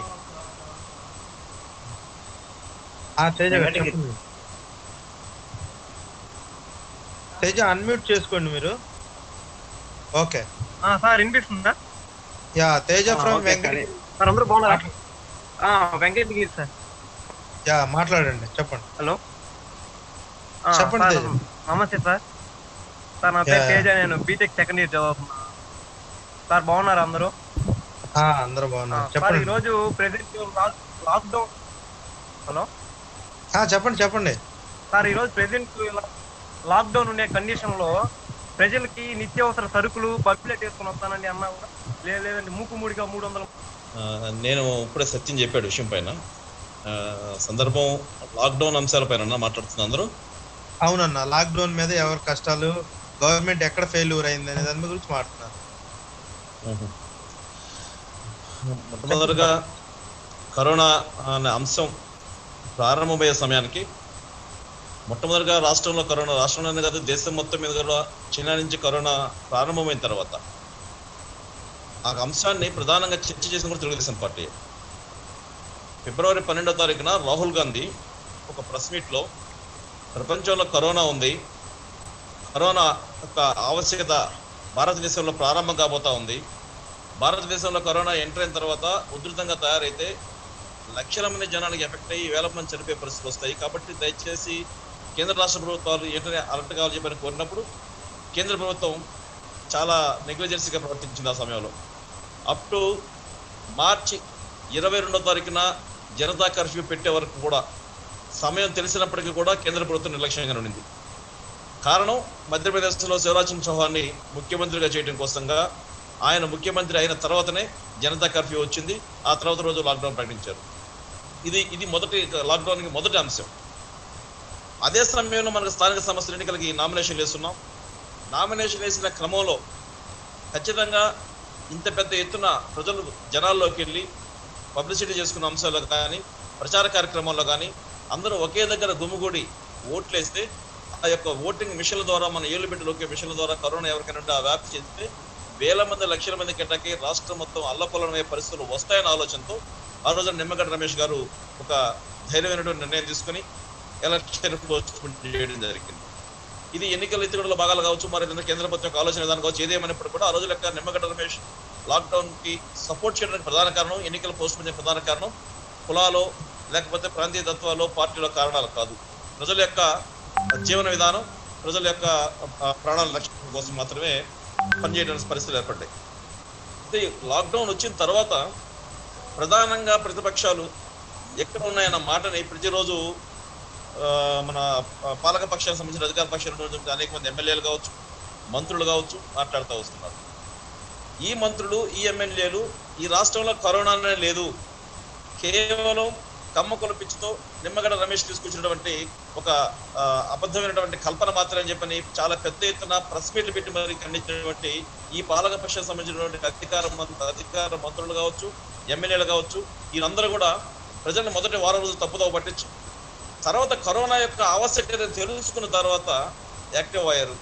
వీళ్ళు ప్రధానంగా మనమే చేస్తున్న అభియోగం, పాలక పక్షంగా మేము జనాల్లో ఉన్నాం, ప్రతిపక్ష నాయకుడు అయినటువంటి చంద్రబాబు నాయుడు గారు హైదరాబాద్ లో ఉన్నారు, ఇలా సంబంధించిన చాలా మంది ఎమ్మెల్యేలు జనాల్లో లేరు, వీళ్ళు ఏం చేసుకున్నారని అడుగుతా ఉన్నారు. దీనికి ప్రధానమైన సమాధానం ఏంటంటే, ఎవరైతే అధికార పక్షంలో ఉన్నారో, ఎవరైతే మంత్రులుగా ఉన్నారో, ఎవరైతే శాసనసభ్యులుగా ఉన్నారో వాళ్ళందరి యొక్క బాధ్యత ప్రజలు రక్షించడం, ప్రజలు వాళ్ళని ఎన్నుకునే దానికోసం. కాబట్టి ప్రతిపక్షం కంటే కూడా పాలక పక్షానికి ఎక్కువ శాతం ఎందుకు దాని మీద బాధ్యత ఉంటుందంటే, వాళ్ళని ఎన్నుకునే ప్రజలు వాళ్ళని రక్షించుకుంటారని, ప్రజల్ని పాలిస్తారని, ప్రజలకు సరైన పరిపాలన ఇస్తారని. దానికోసం బాధ్యత స్వీకరించాల్సినటువంటి అవసరం ముఖ్యమంత్రుల పైన, మంత్రుల పైన, స్థానిక శాసనసభ్యుల పైన ఉంటుంది. ప్రతిపక్ష నాయకుడు కదా బాధ్యత. అయితే ప్రతిపక్ష నాయకుడు సామాజిక బాధ్యతను గ్రహించి సమస్యల పట్ల అవగాహన కలిగిన వ్యక్తిగా, సమస్యల కోసం వాళ్ళ పార్టీని ప్రజల్లో ఉంటారు కాబట్టి ప్రజలకు కావాల్సిన అవసరాలు తీర్చడం కోసంగా పార్టీని ఆదేశం చేస్తారు. చంద్రబాబు నాయుడు గారు హైదరాబాద్లో ఉన్నటువంటి ముఖ్యమంత్రి అంశం కాదు. చంద్రబాబు నాయుడు గారు ఎక్కడ కూర్చున్నప్పటికి కూడా దాదాపుగా మనందరికీ తెలిసి ఉంటుంది, 1600 వాట్సాప్ పనిచేస్తాయి, ప్రతిరోజు జూమ్ మీటింగ్ పనిచేసింది. ప్రతి నియోజకవర్గ ఇన్ఛార్జీలు కానీ, అక్కడ మనకు గెలిచినటువంటి శాసనసభ్యులు కానీ, ఆ ప్రాంతాల్లో ఉన్న మన పార్టీ సభ్యులు కానీ ఏకం చేస్తూ ప్రజల్లోకి పొమ్మని చెప్పారు, వారు ప్రజల్లోకి వెళ్ళారు. అయితే ఏ విధంగా వెళ్ళారు? వీళ్ళు పోతున్నట్టుగా మూకుమ్మడిగా గుంపులుగా జనాలు వేసుకుని పోలా. అవేర్నెస్ కార్యక్రమం అంటే కరోనా సందర్భంలో లాక్డౌన్ యొక్క ముఖ్య ఉద్దేశమే ఎవరిలో వాళ్ళు ఉన్నామని, ఎక్కడో అక్కడికి ఆగమని చెప్పారు. ఇవన్నీ వీళ్ళు పక్కన పెట్టి ప్రజల్లో రాబోయే స్థానిక సంస్థల ఎన్నికల్లో ఓట్లు తట్టుకోవడం కోసంగా కరోనాను కూడా ఒక కల్పవృక్షంగా మార్చుకుని వాళ్ళకి కావాల్సినటువంటి డబ్బును దండుకునే విషయాల్లో పెద్ద ఎత్తున ప్రజల దగ్గర నుంచి డబ్బులు లూటీ చేశారు. వాళ్ళకి దండుకొని ప్రతి ఒక్క ఎమ్మెల్యే ఒక ట్రస్ట్ బోర్డు పెట్టాడు. ఆ ట్రస్ట్ బోర్డులోకి కోట్ల రూపాయల డబ్బులు చేరిపోయాయి. ఈ చేరిన కోట్ల రూపాయల డబ్బుల్లో నుంచి వీళ్ళు పంచిన శాతం 10%, 15% జనాలకు పంచారు. 100 రూపాయల కూరగాయల బ్యాగు, లేకపోతే 100 రూపాయల కోడిగుడ్డు బ్యాగ్ ఇచ్చేసి ఇది బ్రహ్మాండంగా వాళ్ళు ప్రజలకు పనిచేసి అనిపించారు. ఎవరైతే ఈ విధంగా జనాల్లో విపరీతంగా తీసుకుంటూ పనిచేస్తూ వచ్చారు వాళ్ళ ద్వారా కరోనా కష్టం. ఇది మన ప్రధానంగా జనాలకు తీసుకోవాల్సిన అవసరం. మరోటి ఏదైతే వాలంటీర్ల వ్యవస్థ ఉందో, ఈ వాలంటీర్ల వ్యవస్థని ఈ కరోనా సమయం బేస్ చేసుకొని సక్రమంగా చాలా సమర్థవంతంగా పనిచేశారని చెప్పడం కోసంగా, వాలంటీర్లని సక్సెస్ చేసామని చెప్పడం కోసంగా ఒక పెద్ద ఎత్తున అబద్ధ ప్రచారం చేసుకుంటూ వస్తున్నాడు మన జగన్మోహన్ రెడ్డి. ఆయన యొక్క వాలంటీర్ల సృష్టిని ఒక అద్భుతమైన సృష్టి అనుకుంటున్నారు. ఈ వాలంటీర్ల వ్యవస్థ గురించి చాలా సమర్థవంతంగా మనం చెప్పాల్సిన అంశాలు ఏంటంటే, ఏదైతే జన్మభూమి కమిటీలు తప్పుపట్టారో, వాస్తవంగా జన్మభూమి కమిటీలో ఉన్నటువంటి చాలా మందికి కూడా ఆ రోజున ఎక్కడ సంతకాలు పెడుతున్నావు, ఎందుకు సంతకాలు పెడుతున్నావు కూడా తెలియని పరిస్థితుల్లో సంతకాలు పెట్టారు. వాళ్ళెవరు కూడా వర్కులపై అవగాహన, ఏ ఒక్క జన్మభూమి కమిటీలో 90% మంది జన్మభూమి కమిటీలో ఎవరు కూడా పనులు చేయలేదు. వాళ్ళెవరు కూడా కాంట్రాక్టర్లు కాదు, వాళ్ళు కేవలం జన్మభూమి కమిటీ సభ్యులుగా ఉంటూ పింఛన్లు మంజూరు చేసి సంతకాలు పెట్టడం, పెన్షన్లు మంజూరు చేసి సంతకాలు పెట్టడం, లోన్లు ఇస్తే సంతకాలు పెట్టడం, మన నాయకులు ఏదో చెప్పారో అది మాత్రం చేశారు. కానీ ఎక్కడ ఎవరు కూడా డబ్బులు దండుకుంది లేదు, ఏ వర్క్కి కమిషన్లు తీసుకుంది లేదు, ఏ జన్మభూమి కమిటీ సభ్యుడు కూడా ఆర్థికంగా లాభపడినటువంటి సందర్భం గత 5 సంవత్సరాలు ఎక్కడా జరగదు. కానీ పెద్ద ఎత్తున జన్మభూమి కమిటీ మీద ప్రచారం చేశారు. కారణం ఏంటంటే, ఎంఆర్ ఆఫీస్ పింఛన్ కావాలి ఎవరైనా పోతే జన్మభూమి కమిటీ సభ్యుడు సంతకం పెట్టుకుంటే మేము ఇస్తా ఉన్నాడు ఎంఆర్ఓ ఎండిఓ. పింఛన్లు అయిపోయినాయా, లోన్లు అయిపోయినాయా, సంక్షేమ పథకాలు అయిపోయిన మాట ఏ ఎంఆర్ఓ ఎండిఓ చెప్పాల. కారణాలు మొత్తం జన్మభూమి కమిటీలు వేసేశారు.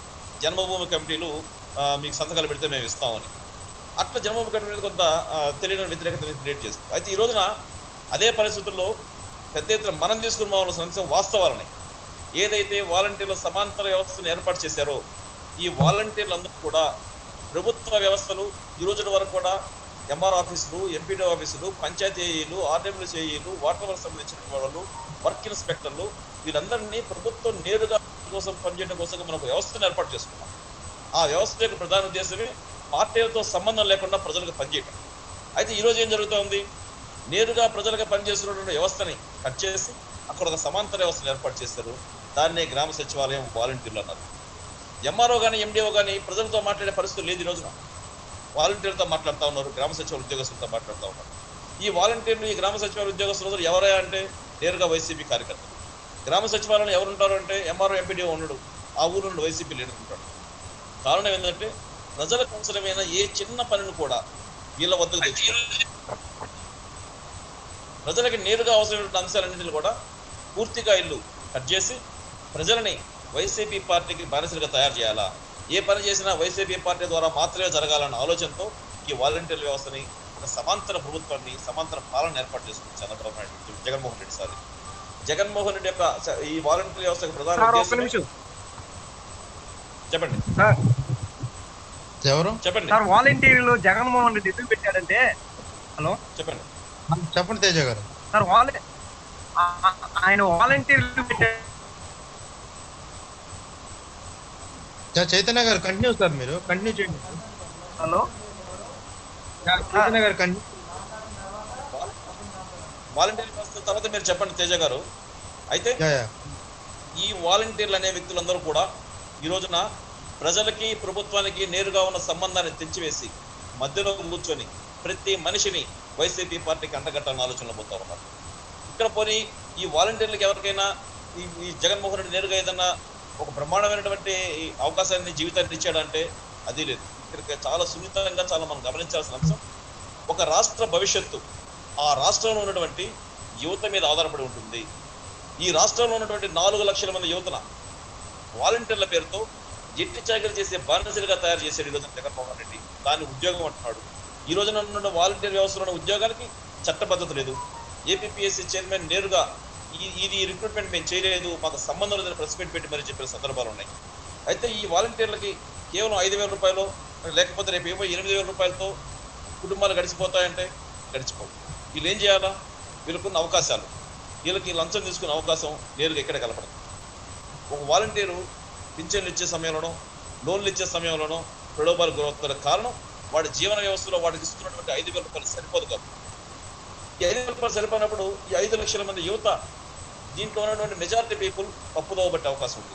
అంటే నేరుగా ప్రభుత్వమే వాళ్ళకి ఇస్తున్నటువంటి యువతని, ఈ రాష్ట్రానికి ఇన్నెముకగా పనిచేయాల్సిన యువతని ఆర్థికంగా వాళ్ళు మంచి వ్యాపారవేత్తలు గానో పెద్ద కాంట్రాక్టర్లు గానో ఐఏఎస్ ఆఫీసర్లు గానో ఐపీఎస్లు గానో గ్రూప్ 1లు గానో టీచర్లు గానో సెక్రటరీ ఆఫీసర్స్ గానో తయారు కావాల్సినటువంటి యువతని తప్పుదోవ పట్టించి సమాంతర పాలనలో ఉన్నటువంటి వైసీపీ పార్టీకి బానిసత్వం చేసి ఇంటి చాకరీ చేసే వాళ్ళ మాదిరిగా 5,000 రూపాయలు కట్టుబడేసి ఈ రాష్ట్ర ఆర్థిక వ్యవస్థని, ఈ రాష్ట్ర భవిష్యత్తుని, ఈ రాష్ట్రంలో ఉన్నటువంటి యువత భవితవ్యాన్ని పూర్తిగా నాశనం చేస్తా ఉన్నారు జగన్మోహన్ రెడ్డి. కాబట్టి మనం చెప్పాల్సింది, ఆ వాలంటీర్లు కూడా మనం చెప్పాల్సింది, నీ భవితవ్యం ఈ విధంగా నాశనం అయింది. 5 సంవత్సరాల పాటు వీళ్ళు ఇంటి చాకరీ చేస్తూ ఉంటే ప్రధానంగా వీళ్ళకు ఉన్నటువంటి ఉద్యోగ అవకాశాలు కానీ వ్యాపార అవసరాలు కానీ మొత్తం పక్కకు దోబట్టి వీళ్ళు పూర్తిగా ఎక్కువ శాతం మంది లంచాలకు ఇంకో దానికి అలవాటు పడిపోయి తప్పుడు విధానానికి వెళ్ళిపోతారు. ఇంకా ప్రధాన అంశం, ఈ వాలంటీర్లో ఉన్నటువంటి ఎక్కువ శాతం మంది ప్రజలు బీసీలు, ఎస్సీలు, ఎస్టీలు. బీసీ, ఎస్సీ, ఎస్టీ విద్యార్థులు వాళ్ళకు ఉన్నటువంటి నిరుద్యోగుల్ని ఆశ్రయగా చేసుకొని వీళ్ళని ఇంటి చాకరీ చేయిస్తూ వీళ్ళని పూర్తిగా రాజ్యాధికారానికి దూరంగా పక్కకు నెట్టేశాడు. ఇక్కడ వాలంటీర్ ఈ బీసీ, ఎస్సీ, ఎస్టీలకి ఊర్లో కాంట్రాక్టులు ఇవ్వడు, ఇసుకరచన మీద ఉన్నటువంటి పెత్తనాలు ఇవ్వడు, లేకపోతే మద్యం షాపుల మీద ఉన్న పెత్తనాలు ఇవ్వడు. వీళ్ళకి ఇచ్చేది 5,000 రూపాయలతో వాలంటీర్ అని చెప్పిన ఒక ట్యాగ్ తగిలించి వాడిని ఆ గ్రామంలో ఎట్టి చాకరీ చేసేటువంటి ఎట్టోల మాదిరిగా తయారు చేశాడు జగన్మోహన్ రెడ్డి. ఈ రాష్ట్ర భవిష్యత్తుకి పునాదులు కావాల్సినటువంటి యువతని నిర్వీర్యం చేసే పనిలో వాలంటీర్ వ్యవస్థను తీసుకొచ్చాడు. కాబట్టి ఈ వాలంటీర్ వ్యవస్థ ప్రజలకి ప్రభుత్వానికి ఉన్నటువంటి సంబంధాన్ని తెంచివేయటం ఒకటి, వైసీపీ ప్రభుత్వానికి ప్రజలను తీసుకుపోయి లింక్ చేయడం ఒకటి, రాష్ట్ర ఆర్థిక వ్యవస్థకి మూలమైనటువంటి యువత యొక్క భవితవ్యాన్ని నిర్వీర్యం చేయడం ఒకటి, ఎస్సీ, ఎస్టీ, బీసీలో ఉన్నటువంటి యువతని పూర్తిగా నిర్వీర్యం చేయడం ఒకటి. ఈ విధంగా వాలంటీర్లు అనే వ్యవస్థే ఒక దుర్మార్గమైనటువంటి పాలన అనే అంశాన్ని ఖచ్చితంగా మనం ప్రజల్లోకి తీసుకుపోవాలి. వాళ్ళు ఎంత ఎత్తున జన్మభూమి కమిటీలని దుమ్మెత్తిపోసారో, జన్మభూమి కమిటీల వల్ల ఈ రాష్ట్రంలో ఎవరికి నష్టం జరగల, వాళ్ళు నష్టపోయారు. కానీ ఈ రోజున వాలంటీర్లలో వాళ్ళు నష్టపోతూ వ్యవస్థలు పూర్తిగా నిర్వీర్యం కాబోతా ఉన్నాయి. వాలంటీర్లు ఎంపీడీఓలను, ఎంఆర్ఓలను, పంచాయతీరాజ్ ఏఈల్ని, ఇరిగేషన్ ఏఈల్ని, ఆఖరికి ప్రజల్ని కూడా భయపెట్టే పరిస్థితికి వాలంటీర్లు వచ్చారు. కారణం వాళ్ళకి తీసుకున్నటువంటి 5,000, 8,000 సరిపోక ఆర్థికంగా బలపడాలన్న ఆలోచనతో వాళ్ళు చేసేటువంటి దుర్మార్గాలు పెరిగిపోతూ ఉంటాయి. ప్రజలు నిర్వీర్యం అవుతారు, వ్యవస్థలు నిర్వీర్యం అవుతాయి, వాళ్ళు నిర్వీర్యం అవుతారు, పూర్తిగా తప్పుదారి పట్టిపోతా ఉంది. ఈ అంశాన్ని ప్రజల్లోకి మనం ఖచ్చితంగా తీసుకుపోవాలా. ఇంకా లాక్డౌన్ సమయంలో ఈ వ్యవస్థల ద్వారా నేను బ్రహ్మాండంగా పరిపాలించానని చెప్పుకుంటున్నటువంటి జగన్మోహన్ రెడ్డి ఏ గ్రామంలో కూడా ఎక్కడా కూడా వాలంటీర్లు సమర్థవంతంగా ఇళ్ళకెళ్ళి పరీక్షలు చేసిన సందర్భాలు కానీ ఇళ్ళకెళ్ళి వాళ్ళ యొక్క యోగక్షేమం తెలుసుకున్న సందర్భాలు కానీ ఎక్కడా జరగలేదు. జరిగింది ఎక్కడైనా ఒక 20%, 30% కొన్ని గ్రామాలు చేశారు, నామకి వసతులు జరిగాయి. వీళ్ళు ఇళ్ళకి తీసుకుపోయేటువంటి సామాన్లు ఇళ్ళు ఇస్తున్నట్టున్నారు, ఇది జరగట్లా. వాళ్ళు జరుగుతున్న అప్పుడెక్కడంటే పింఛన్లు ఉదయాన్నే పోయి ఇస్తున్నారు, అది మాత్రం గ్రామాల్లో జరుగుతూ ఉంది. అయితే అక్కడ కొన్ని అవకతవకలు ఏం జరుగుతున్నాయంటే పింఛన్లు ఇచ్చే నెపాలతో ఎవరైతే పింఛన్లకి చనిపోయిన వ్యక్తులు కూడా కొంతమంది పింఛన్లు సందర్భాలు ఉన్నాయి, కొంతమంది గ్రామంలో లేకుండా ఉన్నారు, కొంతమంది ఈరోజు కనపడినట్టు ఉన్నారు. వాళ్ళ యొక్క డబ్బుల్ని అవసరాలకు ఉపయోగించుకుంటూ ఉంటారు, వాళ్ళు కనపడప్పుడు ఇస్తున్నారు. దీనికోసంగా వాళ్ళు ఉదయాన్నే పోతున్నారు ఎంపీడీఓలు. కాబట్టి ఇక్కడ వాలంటీర్ల వ్యవస్థ, గ్రామ సచివాలయ వ్యవస్థ అనేది పూర్తిగా ఈ రాష్ట్ర ఆర్థిక వ్యవస్థలని వాళ్ళ యొక్క సామాజిక పురోగతిని, రాజకీయ అభివృద్ధిని పూర్తిగా నిర్వీర్యం చేసే విధంగా, వైసీపీకి ప్రజలని కట్టుబానిసలు చేసే విధంగా, భావదాస్యం చేసే విధంగా తయారైనటువంటి వ్యవస్థే వాలంటీర్ వ్యవస్థ. ఈ అంశాన్ని మనం ప్రజలకు నేరుగా తీసుకెళ్లాలి. ఇక జగన్మోహన్ రెడ్డి నవరత్నాల పేరు చెప్పుకుంటూ వచ్చినప్పుడు ఇసుక దందా కానించి మద్యం మాఫియాలు, ప్రతి ఊర్లో ఉన్నటువంటి మద్యం షాపు ఆ గ్రామంలో ఉన్నటువంటి లీడర్కి నెలసరి ఆదాయం తీసుకొచ్చే వనరుగా తయారైంది ఈ రోజున మద్యం షాపులన్నీ కూడా. అదేవిధంగా నేను 30,000 బిల్డ్ షాపులను తీసేశాను, చంద్రబాబు నాయుడు గవర్నమెంట్లో 40,000 బిల్డ్ షాపులు తీసేశాను అని చెప్పి చాలా గొప్పగా చెప్తున్నటువంటి జగన్మోహన్ రెడ్డి తెలుసుకోవాల్సింది, ఆయన 30,000, 40,000 మధ్య బిల్డ్ షాపులు లేనన్న విషయం తెలుసు, ఆయన తీసేసి ఉండొచ్చు కూడా ఒప్పుకుందాం. అయితే ఈ రోజున వాటి ప్లేసులో ప్రతి వాలంటీరు ఒక బెల్ట్ షాపుగా తయారయ్యాడు. గ్రామాల్లో 4 లక్షల మంది వాలంటీర్లు ఉంటే 4 లక్షల బెల్ట్ షాపులు తయారయ్యాయి.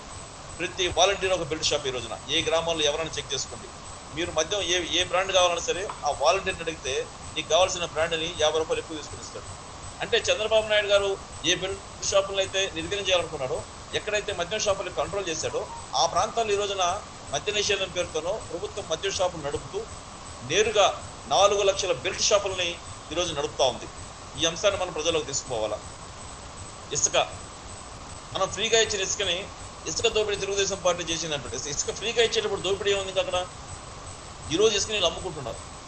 ఈరోజు ఇసుక మీద సచివాలయాల్లో రిసిప్ట్ కట్టి ఇసుక తీసుకోబోతున్నారు, దానివల్ల ప్రభుత్వాలు రెవెన్యూ వస్తున్నారు.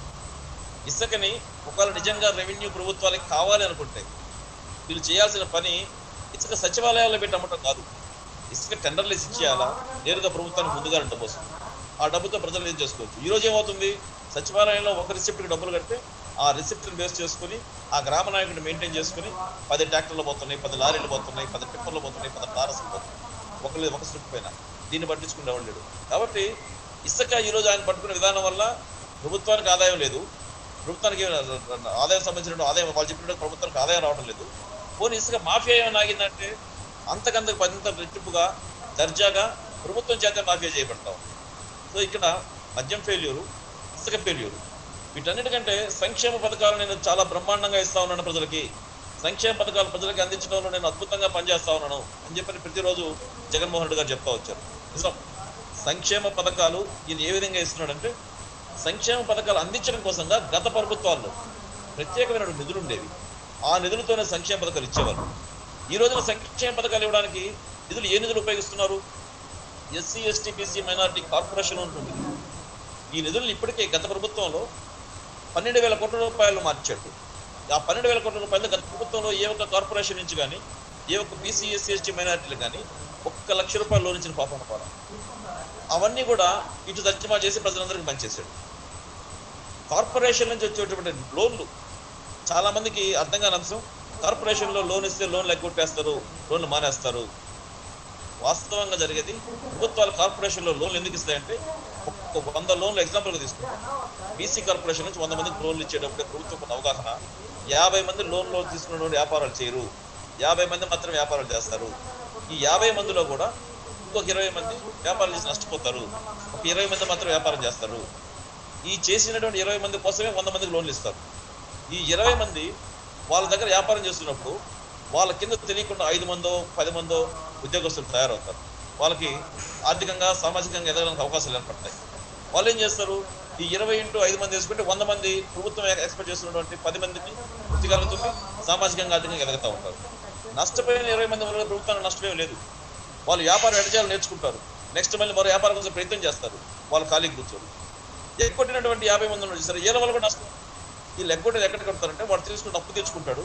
ఆ అప్పు తెచ్చుకున్న తర్వాత ఆర్థిక స్వాతంత్రం కలిగిన తర్వాత వాడు తిరిగి మళ్ళీ ఏం చేస్తాడంటే ఏదో ఒక పని చేయడం ప్రారంభిస్తాడు. ఆ పని ద్వారా ప్రశాంతంగా ఉంటాడు కాబట్టి ఆ పని వాడు కూడా ఆర్థికంగా వాడు కుటుంబం బాగుపడుతుంది. ఇక్కడ 100 కుటుంబాలు బాగుపడుతుంది. అటువంటి పరిస్థితి గత ప్రభుత్వంలో గత పాలకులు చేశారు. చంద్రబాబు నాయుడు ప్రభుత్వంలో కూడా మనం పెద్ద ఎత్తున అన్ని కార్పొరేషన్స్ లోన్లు ఇచ్చాం, ఆ కుటుంబాలన్నీ ఆర్థికంగా బలపడ్డాయి. అయితే ఈ రోజున అటువంటి అవకాశం లేకుండా అవన్నీ కూడా ఎవరు ఎస్సీ ఎస్టీ బీసీ మైనారిటీలు ఎవరైతే జగన్మోహన్ రెడ్డి ఓట్లేసి గెలిపించారో ఆ వర్గాలని పూర్తిగా నిర్వీర్యం చేస్తారు. సామాజికంగా ఆర్థికంగా రాజకీయంగా అనగదొక్కే ప్రక్రియ పెద్ద ఎత్తున ఈ రోజున జగన్మోహన్ రెడ్డి చేస్తా ఉన్నాడు. ఈ అంశాన్ని మనం వాళ్ళకి అర్థమయ్యే విధంగా చెప్పాల్సిన పరిస్థితులు తెలుగుదేశం పార్టీ కార్యకర్తల పైన ఉంటుంది, మనందరి పైన ఉంటుంది. ఇదే విధంగా ఈరోజు చేస్తున్న పాలనలో ఏదైతే రిజర్వేషన్స్ ప్రకారంగానే నామినేటెడ్ పోస్టులు ఇస్తానంటున్నాడు, అది జరగలేదండి. ఆల్రెడీ నామినేటెడ్ పోస్టులోనే దేవాలయాలు కావచ్చు, అందించినటువంటి మార్కెటింగ్ కమిటీలు కావచ్చు, మిగతా ఏ ఒక్క కమిటీలు అయినా సరే కోర్టు సభ్యుల్ని ఎన్నుకోవడంలో బాబాసాహెబ్ డాక్టర్ బిఆర్ అంబేద్కర్ ఇచ్చిన రాజ్యాంగ ప్రకారంగా ఖచ్చితంగా ఎస్సీ ఎస్టీలకి రిజర్వేషన్ సౌకర్యం కల్పించాల్సిందే, మహిళలకు రిజర్వేషన్ ప్రకారంగా బోర్డు మెంబర్లు ఇవ్వాల్సిందే. అయితే ఈ రోజు ప్రత్యేకంగా తీసుకొచ్చిన ఒక మార్కెట్ కమిటీలో చైర్మన్ అవకాశాలకు రిజర్వేషన్ పెట్టారు జగన్మోహన్ రెడ్డి గారు. చైర్మన్ కమిటీకి రిజర్వేషన్ పెడుతూ ఎమ్మెల్యేని గౌరవాధ్యక్షుడిగా చేశారు మార్కెటింగ్ కమిటీ. ఎప్పుడైతే మార్కెటింగ్ కమిటీకి ఎమ్మెల్యేని అధ్యక్షులకు గౌరవాధ్యక్షులు చేశారో ఇంకా అక్కడ రిజర్వేషన్ అవసరం లేదండి, మొత్తం ఎమ్మెల్యే ద్వారా నడుస్తుంది. ఈ ఎమ్మెల్యే తాత్కాలికంగా చైర్మన్ నామకే వాసిగా ఉంటారు కాబట్టి ఇక్కడ కూడా రిజర్వేషన్ అనేది పనిచేయాలి. రిజర్వేషన్ పని చేయకపోగా రిజర్వేషన్స్ ని నిర్వీర్యం చేసే పనిలో ఉన్నాడు రాజ్యాంగం లూప్హోల్స్. కోర్టులు అంటే కోర్టుల మీద నమ్మకాలు ఉండవు, చట్టాల మీద నమ్మకాలు ఉండవు, వ్యవస్థల మీద నమ్మకాలు ఉండవు. సోషల్ మీడియాలో ఏదైనా మాట్లాడితే ప్రజలకు ఉన్న హక్కుగా మాట్లాడి తప్పు కూడా మాట్లాడచ్చు, తప్పు మాట్లాడే హక్కు కూడా ప్రజలకు ఉంది. ఆ తప్పులను ఎదుర్కొనే పరిస్థితుల్లో చట్టబద్ధంగా పోవాలి. వాళ్ళ మీద కేసులు పెట్టడానికి పోలీస్ కేసులు పెట్టే అవకాశాలు లేవు. వాళ్ళ మీద పెట్టాల్సిన కేసులు ఏంది, పరువు నష్ట దావా కింద కోర్టులో వేయాలా, కోర్టులో తెచ్చుకోవాలా. ఇది చట్టం. ఆ చట్టాన్ని డీవియేట్ చేస్తూ ఎవరైతే సోషల్ మీడియాలో మాట్లాడతారో ఆ మాట్లాడాలని ప్రతి ఒక్కరిని కూడా మీద రాజ్యహింస ప్రారంభించారు. అంటే ప్రజలు ప్రశ్నించే గొంతును మొత్తం చంపేసుకుంటూ పోతే ప్రజల భయపడితే కూడా నెక్స్ట్ మళ్ళీ పరిపాలన ఇవ్వాలని అనొచ్చు. ఎక్కడైతే అణచివేత తీవ్రంగా ఉంటుందో ఖచ్చితంగా తిరిగిపోవడం. ఈ అంశం ఇది బేసిక్ నాలెడ్జ్. ఇది జగన్మోహన్ రెడ్డి తెలియదు కాదు, జగన్మోహన్ రెడ్డి తెలుసు. కానీ రాజ్యహింసలో అంతకు మించి మనం పనిచేయాల్సిందే. సోషల్ మీడియా ఈ రోజున ప్రతి ఒక్క వ్యవస్థని సోషల్ మీడియా నడుపుతూ ఉంది. ఈ సోషల్ మీడియాలో గతంలో మనం చేసిన తప్పు, మనం పెద్ద స్థాయిలో సోషల్ మీడియాలో మనం చెప్పుకున్న పని మనం చెప్పుకోలేకపోవడం. వాళ్ళు మనం చేయనటువంటి అంశాలని చాలా పెద్ద ఎత్తున దుష్ప్రచారం చేయడం, దాంట్లో సక్సెస్ కాబట్టి వాళ్ళకి ప్రభుత్వాలు అందుబాటులోకి వచ్చాయి. ఈ రోజున మనం సోషల్ మీడియాలో తెలుగుదేశం పార్టీ ముందుంటుంది కాబట్టి సోషల్ మీడియాలో తెలుగుదేశం పార్టీని నిర్వీర్యం చేసే కార్యక్రమంలో పెద్ద ఎత్తున భారతీయ జనతా పార్టీ పనిచేస్తూ ఉంది, వైసీపీ పనిచేస్తూ ఉంది. ఇక్కడ భారతీయ జనతా పార్టీ మనకేమి పూర్తి స్థాయిలో సపోర్ట్ చేస్తుంది అనుకుంటే మనం బలపలేండి. సెంట్రల్ నుంచి చాలా క్లియర్గా జగన్మోహన్ రెడ్డి సపోర్ట్ చేస్తూ వస్తున్నారు. కాబట్టి మనం ఈ రోజు మనం జగన్మోహన్ నరేంద్ర మోడీతో యుద్ధం చేసే పరిస్థితులు మనం లేవు కాబట్టి మనం కూడా వ్యూహాత్మకంగా బాబు గారి ఆలోచన ప్రకారం వ్యూహాత్మకంగా పోతా ఉన్నాం. చైతన్య గారు ఇంకొకటి సార్, ఇప్పుడు గత ప్రభుత్వంలో 9 లక్షల పైన హౌసెస్ పేదలకు ఇవ్వడం జరిగింది తెలుగుదేశం ప్రభుత్వం. అవునండి.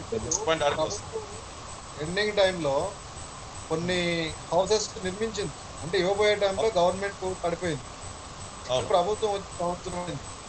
ఇప్పటికీ గుంటూరు, తిరుపతి, తర్వాత చూస్తే నెల్లూరు, కృష్ణా డిస్టిక్ మొత్తం అన్ని జిల్లాల్లో కూడా కట్టినటువంటి హౌసెస్ ని సంవత్సరం నుంచి ఎందుకు పేదలకు ఇవ్వకుండా యూదులో పెట్టింది, మిగతా ఇళ్లను కూడా ఎందుకు వాటిని పూర్తి చేసి పేదలకు అందించాలి అంటే ఇది ఒక చంద్రబాబు నాయుడు గారు పెట్టిన పథకమే కాదు, పేదోడికి ఇల్లు ఉండాలి అనేది. గతంలో రాజశేఖర రెడ్డి గారు కూడా ప్రస్తావించారు ఇది. ఆయనే దాంట్లో ఒక అడుగు కూడా వేశారు చెప్పుకోవాలంటే, పోలవరం కానీ హౌసెస్ లో కావచ్చు అన్ని కూడా. కానీ చంద్రబాబు నాయుడు గారు దాన్ని ఆపకుండా అలాగే కంటిన్యూ చేశారు. ఎన్టీఆర్ ఆశయం అది, పేదోడికి 3 పూట్ల తినాలి, సొంత ఇల్లు ఉండాలి అనేది. అక్కడి నుంచి స్టార్ట్ అయినటువంటి దీన్ని మధ్యలో రాజశేఖర రెడ్డి గారు ఆపలేదు, ఆ తర్వాత వచ్చిన కిరణ్ కుమార్ రెడ్డి గారు ఆపలేదు, రోసయ్య గారు ఆపలేదు, తర్వాత చంద్రబాబు నాయుడు గారు, అంతకు ముందు ఉన్నటువంటి చంద్రబాబు నాయుడు గారు కంటిన్యూ చేశారు. ఇప్పుడు జగన్మోహన్ రెడ్డి గారు కంటిన్యూ వచ్చి సంవత్సరం అవుతా ఉంది. సంవత్సరం నుంచి కనీసం కట్టిన పూర్తయినటువంటి ఇళ్లను కూడా పేదలకు ఇవ్వకుండా అవి అలాగే శిథిలం అయ్యే విధంగా పెట్టడం, ఆ తర్వాత చూస్తే నిర్మాణంలో సగంలో ఆగిపోయినటువంటి భవనాలు అన్ని కూడా, అంటే ఇప్పుడు నేను అనేది ఏంటంటే ఆ ఇల్లు అలాగే ఉన్నందువల్ల ఖచ్చితంగా స్థితిలో డ్యామేజ్ అవుతుంది. జరిగాయి అక్కడ ఉన్నటువంటి స్కూల్ కావచ్చు, డోర్స్ కావచ్చు, ఇవన్నీ తీసుకెళ్లిపోయే ప్రమాదం ఉంది. అక్కడ అసాంకేతిక కార్యక్రమాలు జరిగే అవకాశం కూడా ఉంది. కొన్ని రోజులకి భయానక పరిస్థితులు కూడా వస్తాయి అక్కడ. వీటన్నిటిపైన కూడా కొంచెం డిస్కస్ చేసి చెప్పండి సార్. అదే ఇక్కడ మనకు ప్రధాన అంశం జగన్మోహన్ రెడ్డి గారు ఎందుకు కొనసాగించట్లేదు అన్నదానికి ప్రధాన కారణం, చరిత్రలో మన ఆనవాళ్ళు గుర్తున్నంత కాలం చరిత్ర మనల్ని గుర్తు పెట్టుకుంటుంది. ఎప్పుడో ఎన్టీ రామారావు గారు పక్కా గృహాలు నిర్మించాడు అన్న పదం ఈ రోజులు కూడా పక్కా గృహం అంటే ఎన్టీ రామారావు గారు గుర్తొస్తారు. ఈ భయం రాజశేఖర రెడ్డికో, కిరణ్ కుమార్ రెడ్డికో, రోసేకో లేదు, బట్ జగన్మోహన్ రెడ్డికి ఉంది. ఈ ఇల్లు ఉన్నంత కాలం చంద్రబాబు నాయుడు గుర్తొస్తాడు. సో వీటిని ఏదో విధంగా మనం ఆ యొక్క ముద్ర చెరిపేయాలా, చంద్రబాబు నాయుడు అనే గుర్తు మనం చెరిపేయాలా అన్నది జగన్మోహన్ రెడ్డి గారి యొక్క ఆలోచన.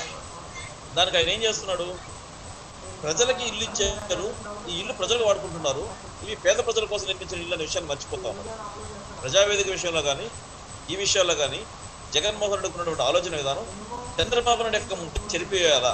దానికి ఉదాహరణే చంద్రబాబు నాయుడు గారు అమరావతిని ముద్ర చెరిపేయడానికి ఎంత పెద్ద ఎత్తున ప్రయత్నించినప్పటికీ ఈరోజు బొత్స అదే చంద్రబాబు నాయుడు గారు కట్టినటువంటి ఇళ్ల కడకు చూసి రావాల్సిన పరిస్థితి వచ్చింది.